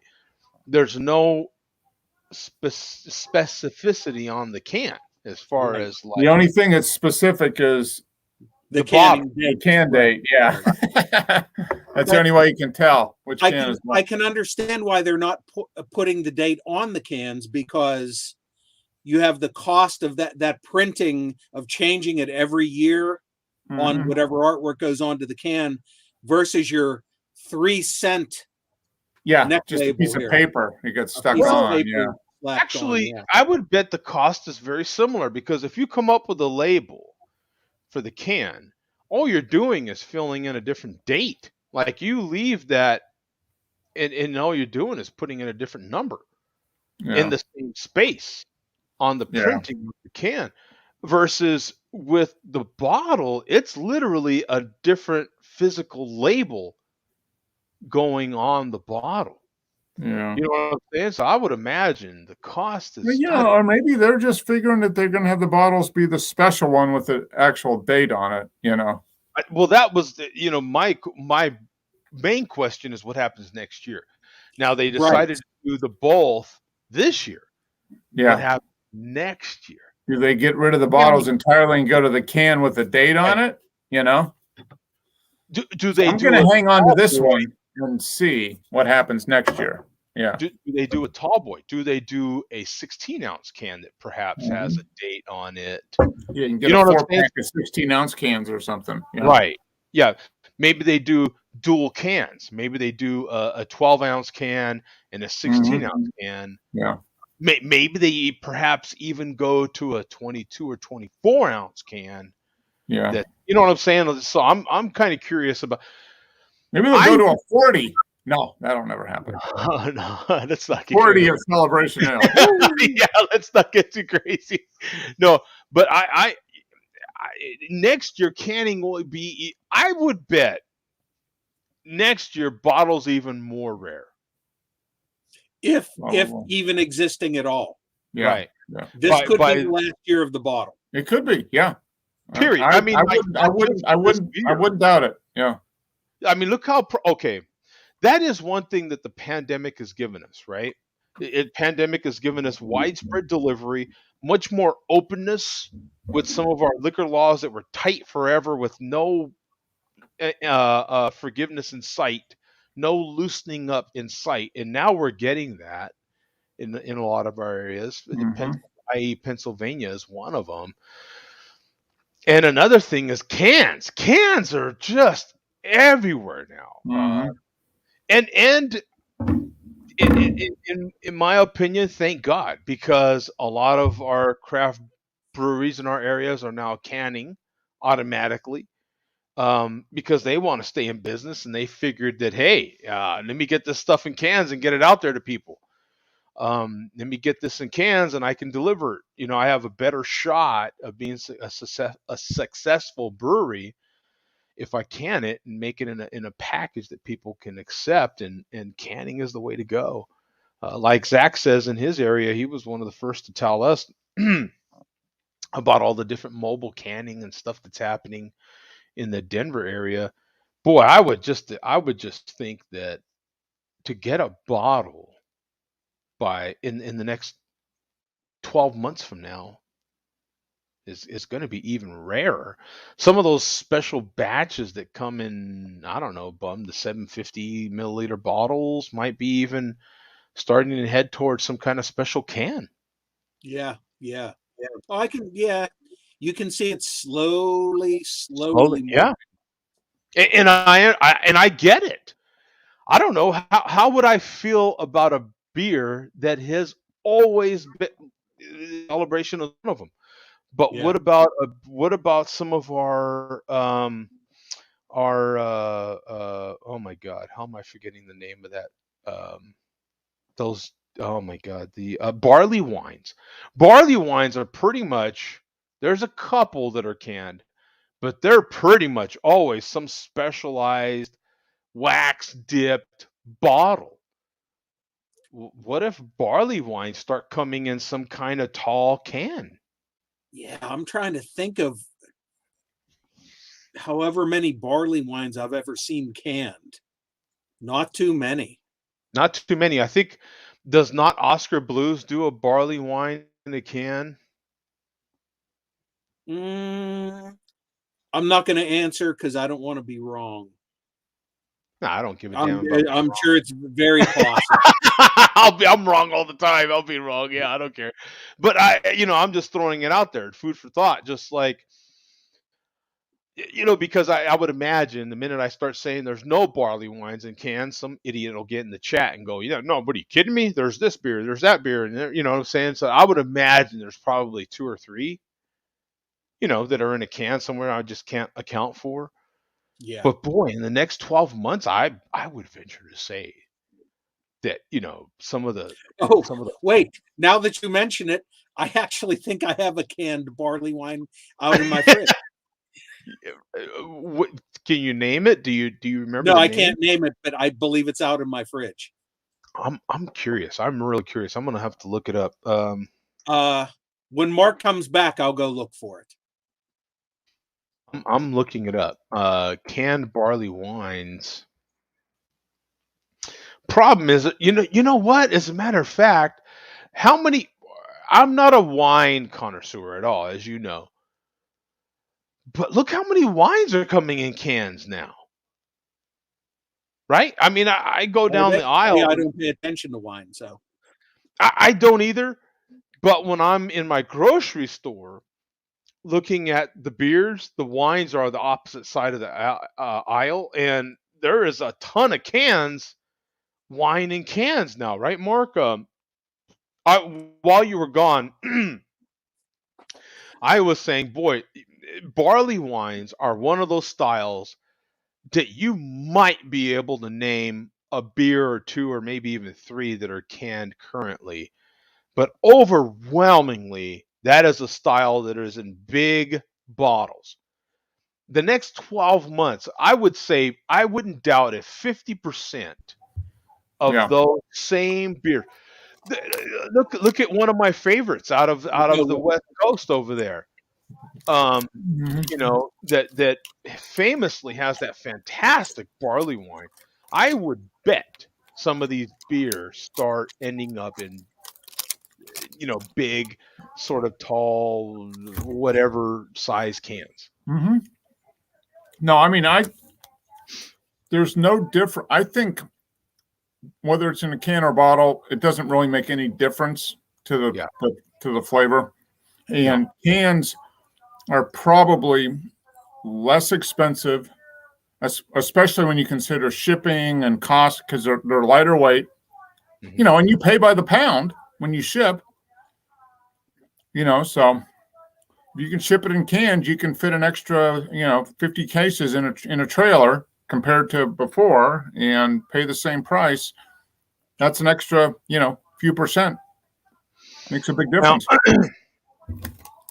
in my area, the first, I Googled it, and the first story that popped up was barley wine, and it's from Tombstone Brewing, which happens to be one of my favorite local brewery to me.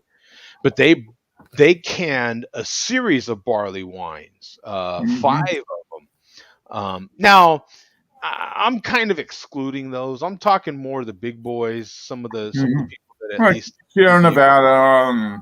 Yes, exactly. Oh my God, I'm forgetting all of a sudden the one out of Oregon that I absolutely love. Deschutes. Deschutes, yeah. You know, Deschutes famously makes that barley wine that is phenomenal. What if someone like them? How long will Goose Island, a brewery like Goose Island, continue to bottle their barrel aged? Right? I mean, I bet you they continue to bottle because even while the bottle is more expensive, they're charging a premium price anyway. So they can probably continue to do that.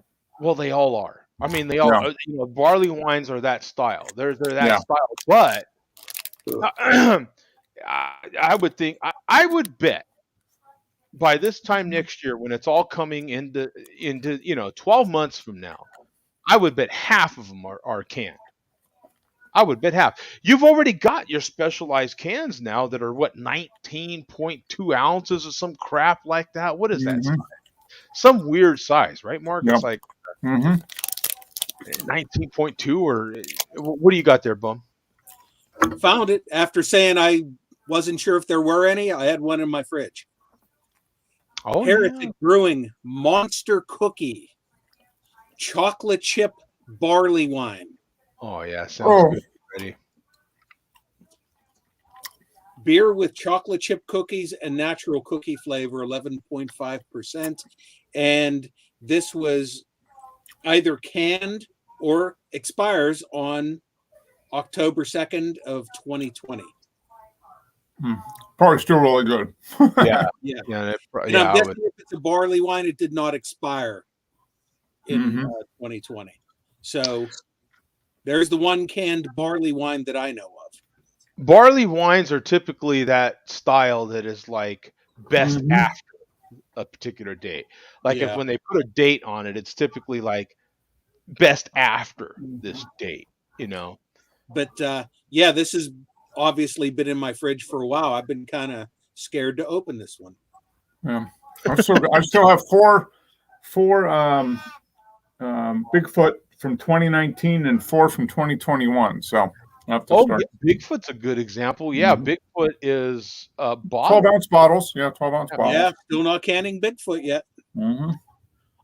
It's just we'll have to wait until January because that's usually when they come out. They come out after Christmas. So okay, that's it. Okay, thank you. Because so Bigfoot is that beer to look up, right? Mm-hmm.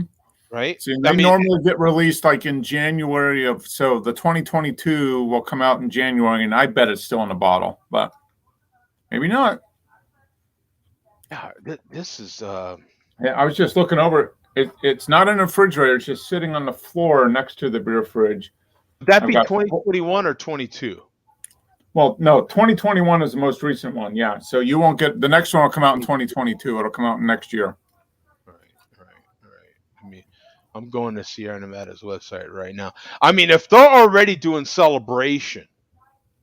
Well, no, that normally comes out, right around beginning of November. Yeah. But I mean, if they're already doing celebration, you know what I'm saying, in a can. Mm-hmm. Yep. I mean, to me, it would seem like okay, we're gonna do that. Okay, celebration October, December. So, there's the high altitude. And they're all in bottles. Yeah. But Narwhal, here's Narwhal barrel aged Imperial in a can. Yeah. Yep. To me, that's the beginning of it. I believe the barrel aged Narwhal has always been in cans. I think. Oh. Regular Narwhal in bottles. In cans. Yeah. See, this is what I want, and I can never find it. Is the Sierra Nevada Stout or Sierra Nevada Porter? And yeah, that's still listed on their site. Yeah, you never see it for sale anymore anywhere. No, ever. And that is the Stout is excellent. I mean, I haven't had it for 5 years, but the last time I had it was great. Porter, I feel like the Porter. I feel like I see that. Oh, yeah, that's been a classic. No, I haven't seen it in stores for as long as the Stout. Yeah, it's a good beer. My local place had some Stout as recently as maybe like 2 years ago, but it was like a year and a half out of date. Yeah, I hadn't seen a Stout in 4 years around here. Yeah. And it's so good. I mean, it's just a super drinkable. It's got slightly hop. Yeah, I mean, just really, really good example of this style. An American Stout, it's got some hops to it. Yeah, I mean, it's Sierra Nevada, so you're going to have more hops in those than you will your standard porters and stouts. Yeah, but they're both still great. Yeah. No, it's and the porter is really good. The stout is really good, and I haven't seen it in the stores for at least 4 years. See here, Bum. You've got 12-pack, 12-ounce bottles listed right here, in stock, available for delivery as well. 6-pack, 12-ounce. So, this is what is available from Sierra Nevada in my area. Your Total Wine. Yeah. They got Narwhal in there. All right, good. So Narwhal's in there. Yeah. Okay. Yeah. No Stout. No. Yep. I bet they're just distributing that in California. That's probably a local market. They've just probably cut way back on the production of that. Yeah. Let's see if we can pull up a different. Let me see. Let me go. We have to go to Chico, boss. We got to go to Chico, California, and get some Stout. So let me. I inventoried a Safeway in Chico, California, back in the day, 34 years ago. So now I am virtually in Palm Beach, California. So let's see what. Okay. Available. No. Dankful. I have. No. There's a sampler pack. Narwhal Oktoberfest. Yeah. Oktoberfest. Here's the bottle. And then Yep, I got the bottles. Yeah, Stout and Porter must be a super small production. It must be. Yeah. That's sad because I wonder where do they? Because I mean, if they have it on their website, it's they got to be selling it somewhere. But you know what? I will say, for years on the Sam Adams website, they had beers listed on their site that I swear were discontinued years before and unavailable. Okay, look at it. Directly shipping beer to California, DC, Kentucky, North Carolina, North Dakota, Nebraska, New Hampshire, Ohio, Virginia, and Vermont. Well, that's great, except I don't live in any of those states. So what the hell? Right, exactly. I need GA. I need to see GA there, not CA, GA. Now, Bum, I wonder if you could have it shipped to somewhere in Ohio and then go pick it up. I have some friends in Ohio. Yeah, there you go. You know what I'm saying? I mean, look at some of these beers. Mm-hmm. This is kind of interesting. Barrel aged rum quad. Oh. Visions of sugar plums. Brooks barrel aged torpedo. Barrel aged torpedo. Baltic Joy flavored porter. Here's Bigfoot vertical. Ooh. Oh, they're selling their old product then. Yeah, they're getting them. I believe I Barrel have aged Avila Abbey Ale. Ooh. I feel like I have one of these in the pantry, but I'd have to double check. But yeah, I like that Bigfoot vertical. That's kind of interesting. Here's a hoppy lager 8-pack. An 8-pack of hoppy lager, 16 ounces. Yeah. Click on that Bigfoot vertical, Joe. I want to see what's in that one. I want to see what years how far back. It's probably it's a 12-pack. So is it 2 of 6 different years? Yeah. 11, 14, 16, and 20. So 3 of 4 different beers. So they basically said, we have all this unsold stuff left over. Hey, wait a minute. Yeah. 2011. Call it a vertical pack. I had last year. $35. $35 for 12. So that's $3 a bottle. That's not bad. Not a bad price. I had a 2009 last year, and it was okay. I mean, it wasn't anything. It still tasted like barley wine, but it wasn't. You know, it was at the tail end of its life. That's for sure. But yeah, 2000. That'd be interesting. I didn't get any 20s. What happened to 20s? Did I just miss it? Or we didn't get it here? Yeah. I'll have to check and see if I have any left, Mark. So Optimum, Hemisphere Harvest, Bigfoot. Yeah. So, But yeah, they're not showing porter or stout. So yeah, not porter or stout. This is pretty interesting. Maybe they just brew it for the family. Maybe the family gets it. That's it. I mean, it makes you wonder a little bit, right? Like, because I was drinking that for here's California 25 years. Yeah, California beer. Let's see. Beer is currently shipping to California. I mean, that's the list. Shipping, yeah. So it's interesting to me that they actually show this. So here's the beer shipping to these areas. I don't know. It's a small list. That's a small. I don't think this is a true. This must be the shop. Yeah, it is. This is the shopping part. Yeah, the online shopping. That's what it is. So this is what you need to do is you need to find a Total Wine in Sacramento, California, and see what they have there, because that's Northern California. I bet. Sacramento is only a couple hours away from Chico. What would be a zip code? Okay, so just Sacramento. Just put yeah. It'd be Sacramento or Napa, California. Either one of those would be pretty close. Okay, here we go. So I'm gonna show. Oh, Arden Way. Yeah, that's right where I used to work. Okay, 35 years ago. So here's Sacramento Celebration Ale on the cans. Arden Way, Pam. Yep, right across the street from where I used to work. All right. There wasn't a Total Wine back then. All right.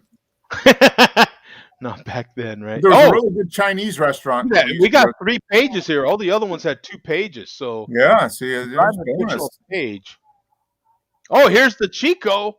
Here's the old Chico. Crystal wheat. See, yeah, we need to go. We need to go to Sacramento, boss. Here's some go to Sacramento. We didn't have rye before. Yep. I know someone in Sacramento, actually. Yeah, I have never ever seen the old Chico for sale. Yeah. And that's one of their older brands. Here's Stout. Yeah, there it is. Sierra Nevada Stout. See? Yep. Wow. You have to call the store and say, hey, can you ship it to Georgia? I used to live a mile away from wherever this store is. So, but that was 1988. So that was a long time ago. That was a little bit away, yeah. One more page. Here we go. One more page. This is it. Okay, so the Stout. At least you can get the Stout. I could get the Stout if we go to Sacramento, boss. We can get the Stout. Yep. I'm going to call them and say, hey, can you ship like a pallet of Stout to Georgia? Now Mark, you've got to be a topper because Bum just went basically 400 miles, 500 miles. Yeah, that's like 2,000 miles. I would top it. I'm going to get in my Volt and I'm going to drive all electric. I'm going to drive all electric. I have to recharge every 45 miles. Yeah. Get in that Prius pencil neck and head to the office. Here it is. California and North Carolina American Stout. Wait a minute. So I wonder if I could go to Asheville, North Carolina. Yeah. Okay, we need to look up Asheville. See, I might be making a trip, Bum. It won't be as far as you, but it'll be pretty close. You want to go to Asheville, boss? Here we go. Next week. Greenville, South Carolina. Does that get it done? Let's look up Greenville. There it is. Yep, it's in Nashville, Pim. Son of a gun. Yeah. If we can stay overnight. Yeah. No, that's funny. $8.99. A 6-pack. That's a deal. I could buy a couple cases of that. You know what? Just knowing that it's still being made makes me happy. That Total Wine in Nashville? No, Greenville. Oh, that's in Greenville.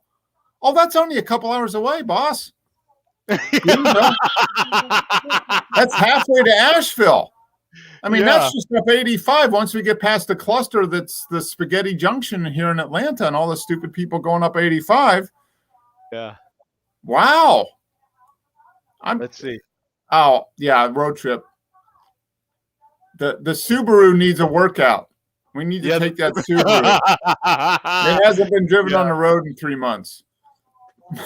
Yeah, this is all the Sierra Nevada that's available there. Okay. So I see Stout. Do they have porter? Oh, that would be if they had Stout and porter. Then it's on, right? Oh, it's on. Yeah. Even at $3.50 a gallon for fuel, I'm still going. Yeah, that's funny. Yeah, so it is only local to it's only within the area of the general breweries. Yeah. Of the breweries themselves. Yeah. That's very interesting, isn't it? Like all these different little things that you can get. I mean, we did this before with Sam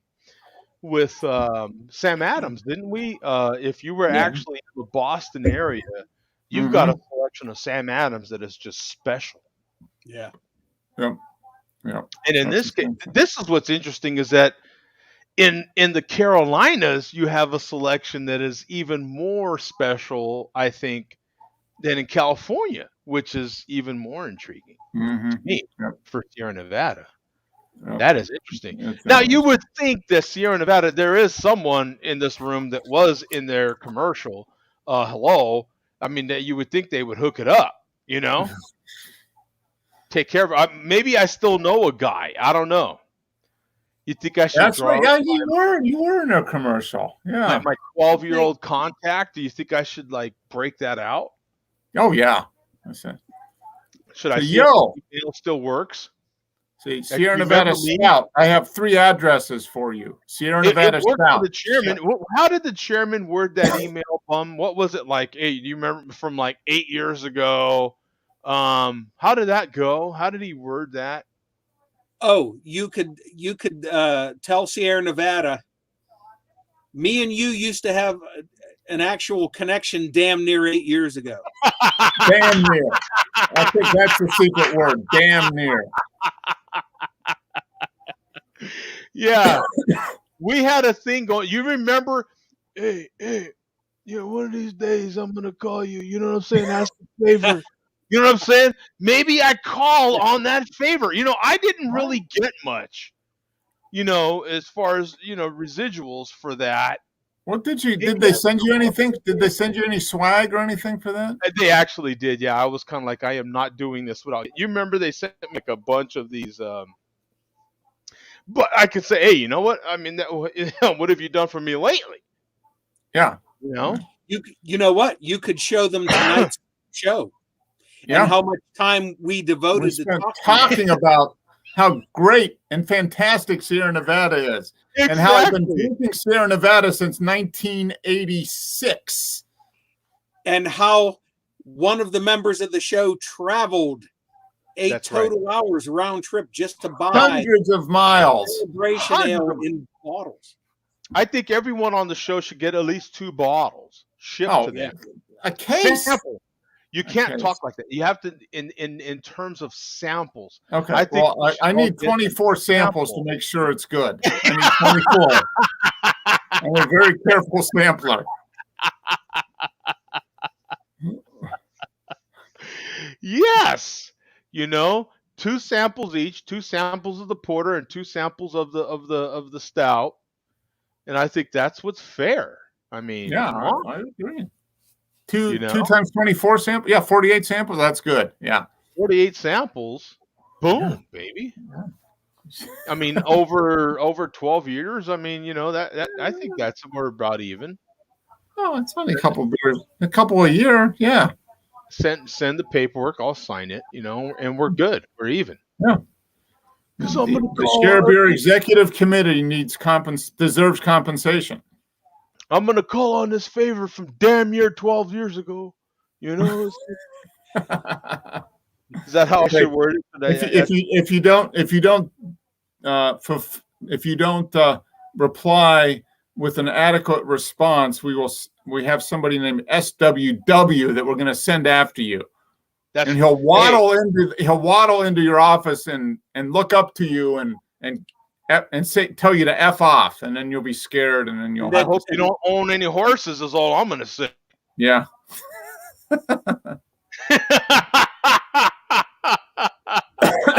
That's all dependent on if his mom will let him out of the basement. So I don't know. Yeah. If he gets permission, written permission at that. Yeah. For mom, he needs a hall pass from mom.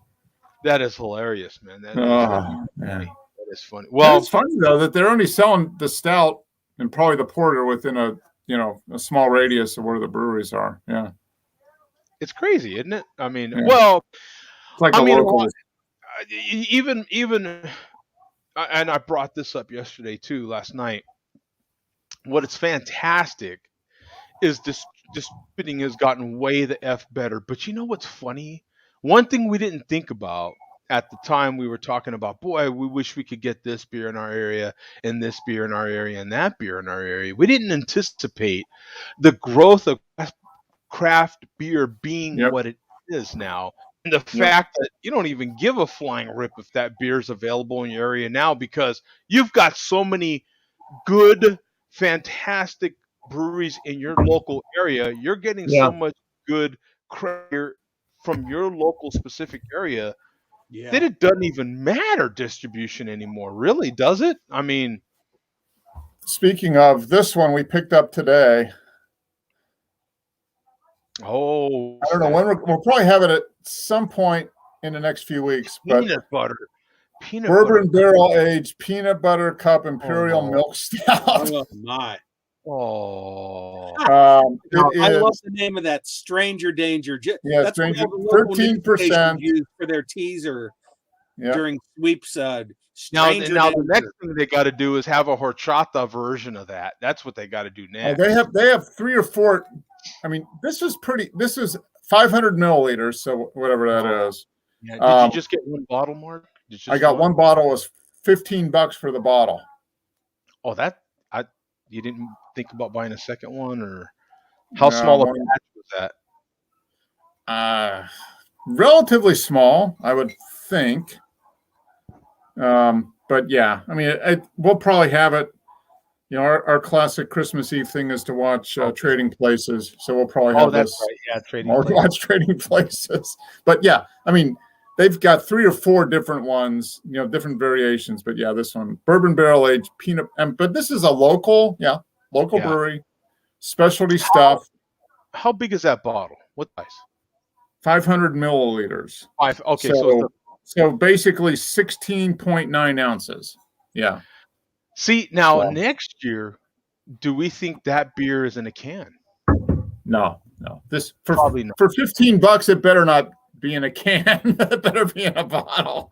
Is that expensive to you? Because that's not to me. I have to admit. To me, I mean, $15 for that's like a bottle of wine. Yeah. Not I mean, it's that. like a bottle of wine. For me, that is not anymore, Mark. For me, my limit on specialty beers like that is $25. Yeah. See, that's still. I mean, I'll pay it. I mean, it's a good local brewery, and I know their stuff is good, and I'll pay it. But I was like, $15. That's kind of pricey. Is that? But they've got 2 or 3 other ones, and they're getting to the point where they're releasing 3 or 4 different specialty beers a few points during the year. So they'll be, there's probably another one that's coming out later on in the winter that'll be worth getting.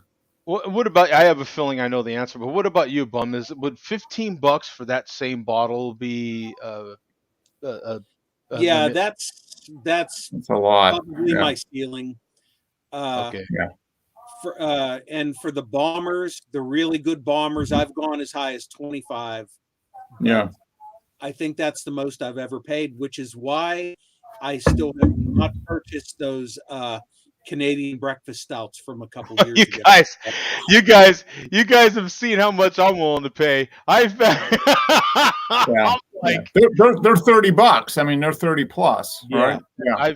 I've given what was the most I paid? I paid for that local beer that they were willing to can for me, and but I was a regular crowler.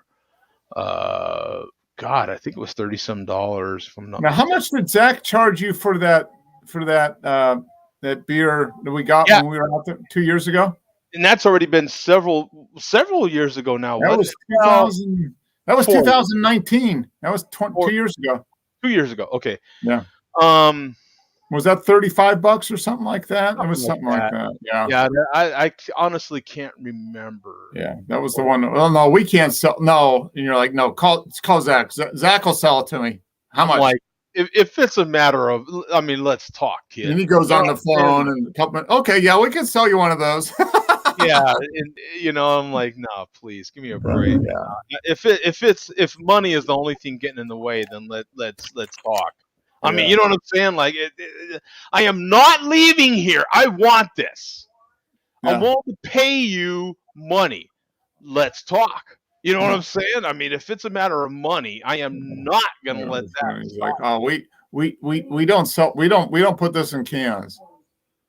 Well, I'm whatever it is. Let me know. And the guy goes on the phone, and a couple minutes later, he's like, okay, well, we can do that for you. It's the same thing he was trying to tell me here locally, this brewery here. Same thing. Yeah, but no, we can't can that. I'm like, you what? You know what I'm saying? Like, to me, you're in business, right? To me, that's like going to a restaurant and they're like, oh no, you have to only eat it here. What? I can't get this to go? What are you, nuts? Yeah. You don't have any to-go containers at all? What are you don't have tinfoil here? What are you talking about? If I bring my own plate, will you not put it on there, wrap some tinfoil around it, let me take it home? What are you talking about? And like, if you eat it there and don't finish it, you're going to get a takeout container anyway. Yeah.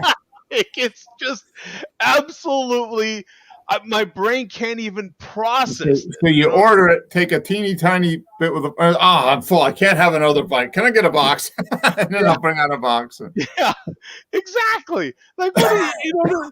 So when that guy here locally told me the same sort of pitch, he's like, no, we just can't. It's too high ABV. All these sort of things he's trying to throw at me, and then finally he goes, you know what, man, it just would cost a lot of money. I'm like, thank you. Okay, well, let's talk. Now you're getting to the, you know what I'm saying? Like, I'm like, give me a break. I want the damn beer, So yeah, for me, $15, I'd have bought two of them. Swear to God, if they'd have thrown 15 bucks, I'd have been I was good with this. Will be a good one for me and the boss to split with some dessert. Yeah. Yeah, because Total Wine, Bum, when you were in Total Wine, you saw plenty of beers that were $30 for that same bottle. You had to see. Like I said, my time was limited. I was crowded. I was trying to get what I went there for and do some browsing. I didn't spend as much time in there as I would have liked to. Yeah.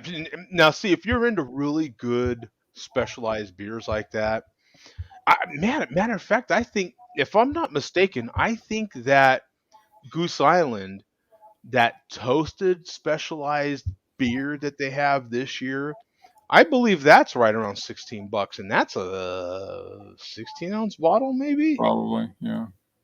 You know what I'm saying? Those beers are right up there in that price range. Yeah. I would not doubt if that beer is between $16 and $20. Oh, probably, yeah. And I will buy it. I mean, you know what I'm saying? Because to me, here it is. I'll show it. To me, that is like this. That is this in a beer form. It's that rare. As a matter of fact, at least this, I pay the money and I still have it. Like, you can drink it more than once. Yeah, exactly. Versus the beer, you pay a premium for it, and it's done. Like, you have to really pay attention to what you're doing. I have not yet paid $50 for a specialized beer yet, but I can in 12 months from now, will some of those beers be up there? Yeah. I can see that. I think the most I've paid for a beer is like 24, I think. And the most I paid for any alcohol at all was like $49.99 for a bourbon. Which one was it?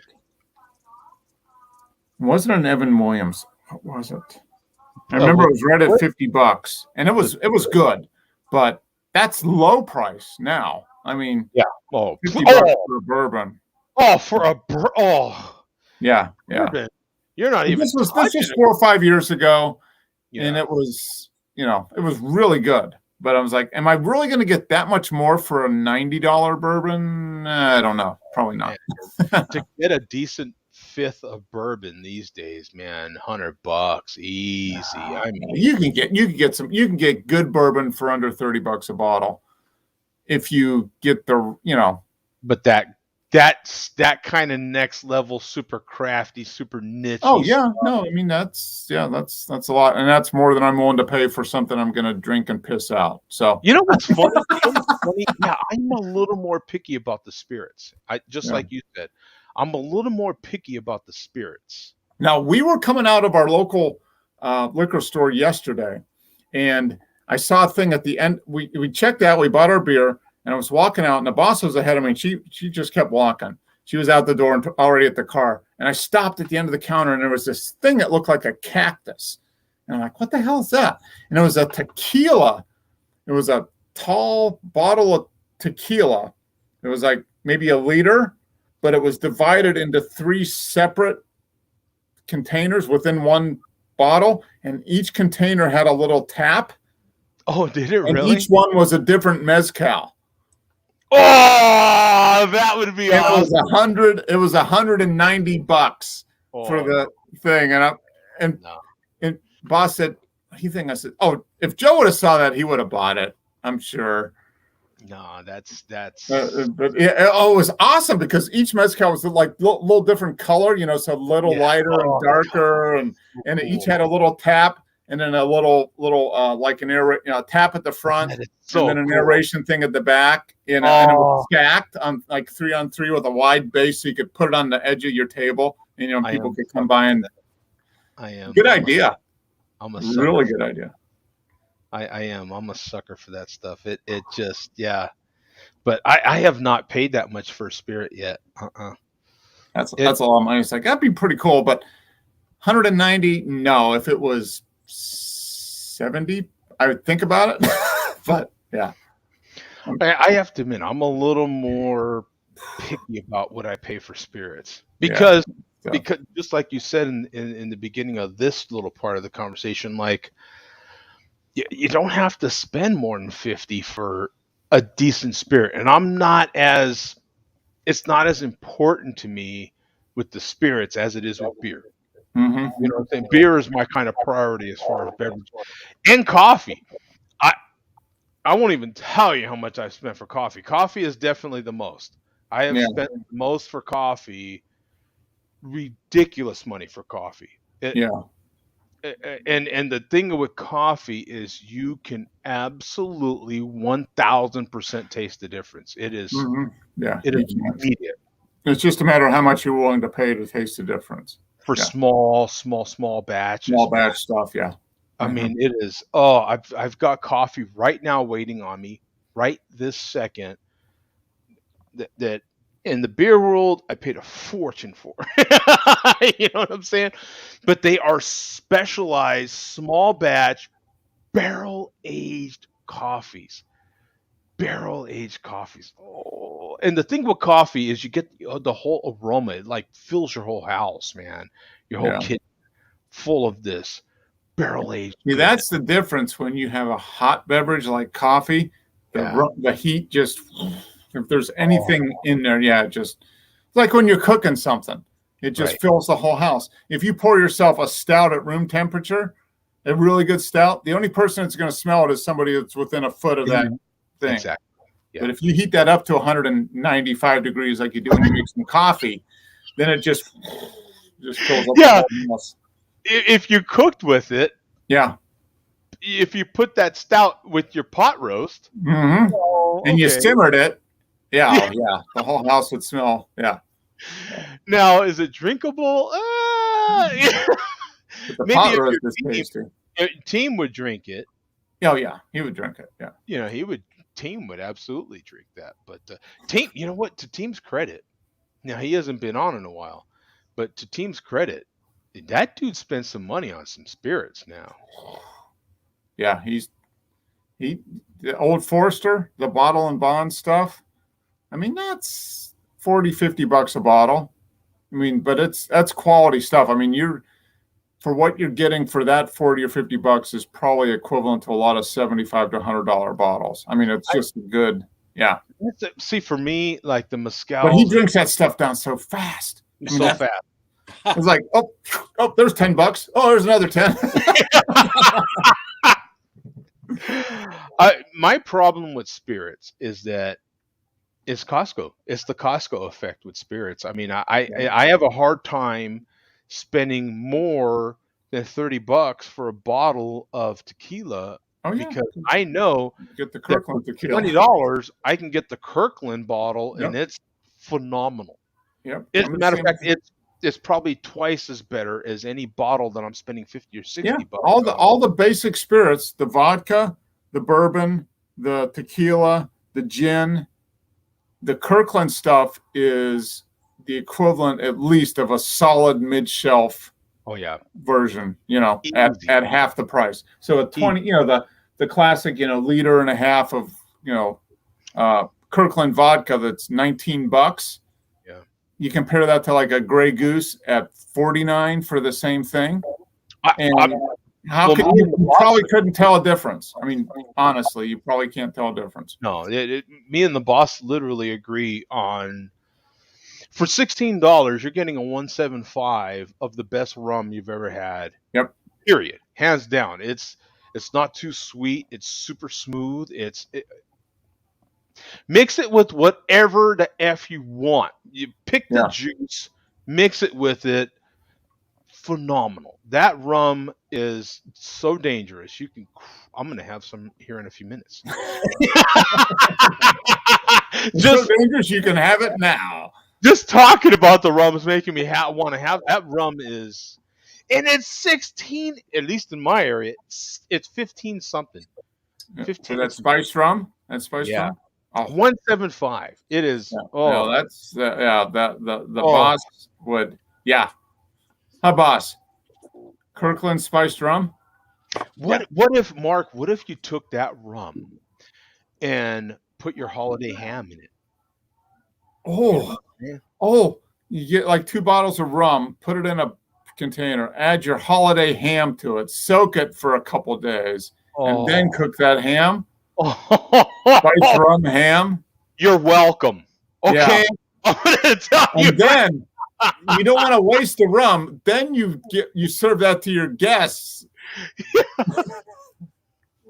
You're welcome. Is all I'm gonna say. As a matter of fact, you're buying everything at Costco because you probably got the ham at Costco as well. You definitely got the ham at Costco. Yeah. So for $40, right? You bought the rum and you bought the ham, right? Because the ham is probably 20 some bucks. Yeah. Yeah. That is a really good idea, actually. Ooh. I knew it was the minute I mentioned it. That's why I mentioned it. Yeah. Spiced rum soaked ham, boss? No? Okay. All right. In the green egg? Oh. Are you kidding me? I'm doing turkey on the green egg for Thanksgiving, so that'll be good. But. Oh, what about turkey, bro? What if you bought a turkey breast? What if you bought a dark meat turkey? Try it with the chicken too. And kind of marinate it in some of that rum. You know what would be good with that would be tequila, like Cornish game hens in tequila. Yeah, you do a little marinade with tequila in there. Oh, and then put some lime juice and stuff on it, and then roast them. Wait a minute here. Hands above the table, Joe. Yeah. That would actually, I think, maybe not the tequila straight, but you take the tequila and maybe dilute it by half. Yeah. And then just marinate it overnight. Getting a little excited over here. A little excited. Ooh, yeah. That would add a little lime to it. Oh, man. Yeah. Oh, and serve that over some nice yellow rice. Make some nice guacamole. Put it next to that. Oh, yeah.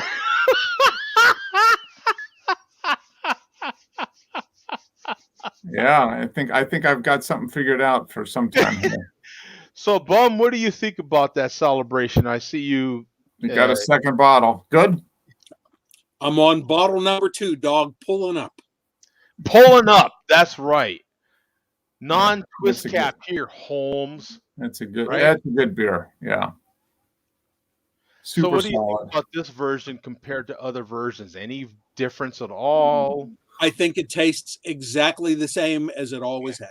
Yeah, that's what I said. It tastes exactly the same as I remember it, which is a good thing because it's just super drinkable. The name of the beer has slowly morphed over the years, which I think is more a marketing thing. It used to be called Celebration Ale. Yep. Now it's Fresh Hop. IPA. Yeah. Which is a little confusing, but to tell you the truth, I think it's more accurate because it always has been hoppy. You know what I'm saying? So to call it a fresh hop, I feel like it is more accurate because other beers in its genre aren't as hoppy as that one. That's for sure. Yeah. And I think as soon as you slap fresh hop and IPA on a label, you're going to sell more anyway. Yeah. Yep. Especially now. Yeah. Isn't it funny how it was not even a handful of years ago that we were saying, or even having the conversation that, is this IPA thing, come on, is it getting a little tiresome? I guess not. I guess not. I think there are the top level fad people. We were thinking overall, all people forget IPAs, and they certainly haven't. That top 5% that were like the ultra fad people did move on to sours, et cetera, et cetera. But yeah, IPAs right back. ended up, It was like a rubber band. They're right back. I mean, yeah. But yeah, there are IPAs. sours these days. Sours are okay. Screw sours. No, sours are still around a little bit. Salt beers. What happened to that? Goses, Where's yeah. That was a thing for a couple years. Goses, right? I mean, They're still there, but yeah, they're not featured like they were a couple years ago. Yeah, I mean, IPAs are here to stay. Yeah. Pre-pandemic, it was Gose everything. We were having these, right? Like, yep. I mean, you thought everything was going, and now, 2 years into the pandemic, it's all about, this time of year, it's always been the stouts. Mm-hmm. Everything's an imperial. I don't give a damn what you do. Yeah. They're There's trying peanut butter and a lot of stuff now that they didn't used to. Peanut butter is big now. Yeah. And Mexican everything. Yep. Right? You have Mexican lagers, Mexican stouts, Mexican this, which is fantastic. So you're getting all these different sorts of spices and stuff happening with things. Lagers. You know what's funny is session beers are big. Session beers are back. More people are home. More people are drinking more. They want to be able to drink more. They want these specialty beers. They want the big, thick, juicy whatevers. Mm-hmm. And then give me a couple of those, and then I want a 12-pack of the session beers, right? Yep. Even light beers. You're able to find your local brewery that makes light beers now. Mm-hmm. And spirits, tequila, mezcal. Give me a break. I mean, the spirits are big. No, I'm looking forward. Our favorite local brewery, Anderby, which I always talk about. They maybe next week they're gonna start doing spirits. Yeah. They're the guy, the owner / brewmaster, knows a guy who's been a craft distiller for years and is looking for additional space, to add more stills and do stuff. And he says, I've got the space, so let's. And there's a new law that allows breweries to sell spirits as long as they distill them on site. Okay. So he's like, yeah, we're gonna do the simple stuff first, like gin and vodka, because you don't have to age that. Says we'll have that before the holidays, and then starting in March and April, we'll start having some bourbon and just stuff that's barrel aged, like low 4 to 6 month barrel age, and then kind of increase it from that point. So hey, like Zach said, man, that's where the money's at, bro. Yeah, and he's like, hey, now I got the barrels, and we can do barrel aged stouts and all the other stuff. That's where the money's at. You've already got the barrels because you're using them for the beer. So why not? Yep. Why not use them for something else? Like get some more use out of those barrels that you already paid top dollar for, and you've got space. So why not? And per liter or however they measure that, that's where the money's at. Yeah. Says, I've got electricity, I've got electrical capacity, and I've got fermentation tanks. So we can make a hell of a lot of gin and vodka for the first few months, and then start doing whiskey and bourbon. Yeah. You can make vodka, gin, rum, and tequila like a mofo. And the stuff that takes a long time is the bourbon and the whiskey because you got to age it long enough. Yeah. Right. But yeah, the other stuff it's just a matter of a couple weeks basically, and you can pump out gallons of that stuff and bottle it. And then he says, then I'll be able to start adding it. We'll be able to start doing cocktails in-house like beer. He says, I've got a lot of ideas for beer and, spirit cocktails that we'll be able to do in-house. And I'm like, sounds good to me. Man, it's fantastic. You're only a mile and a half away. I can do that. Yeah. I'm dying to get a brewery that close to me, man. I am dying for it. Yeah. Hey guys, we're out of here, man. I appreciate it. Thank you, Bum. Fantastic malt liquor report as usual. Thanks, Mark. Appreciate it, man. See you guys. Coach. Right. Great show, guys. Ready for president. Right at the end. All right, guys. Peace out, man. See ya. See ya.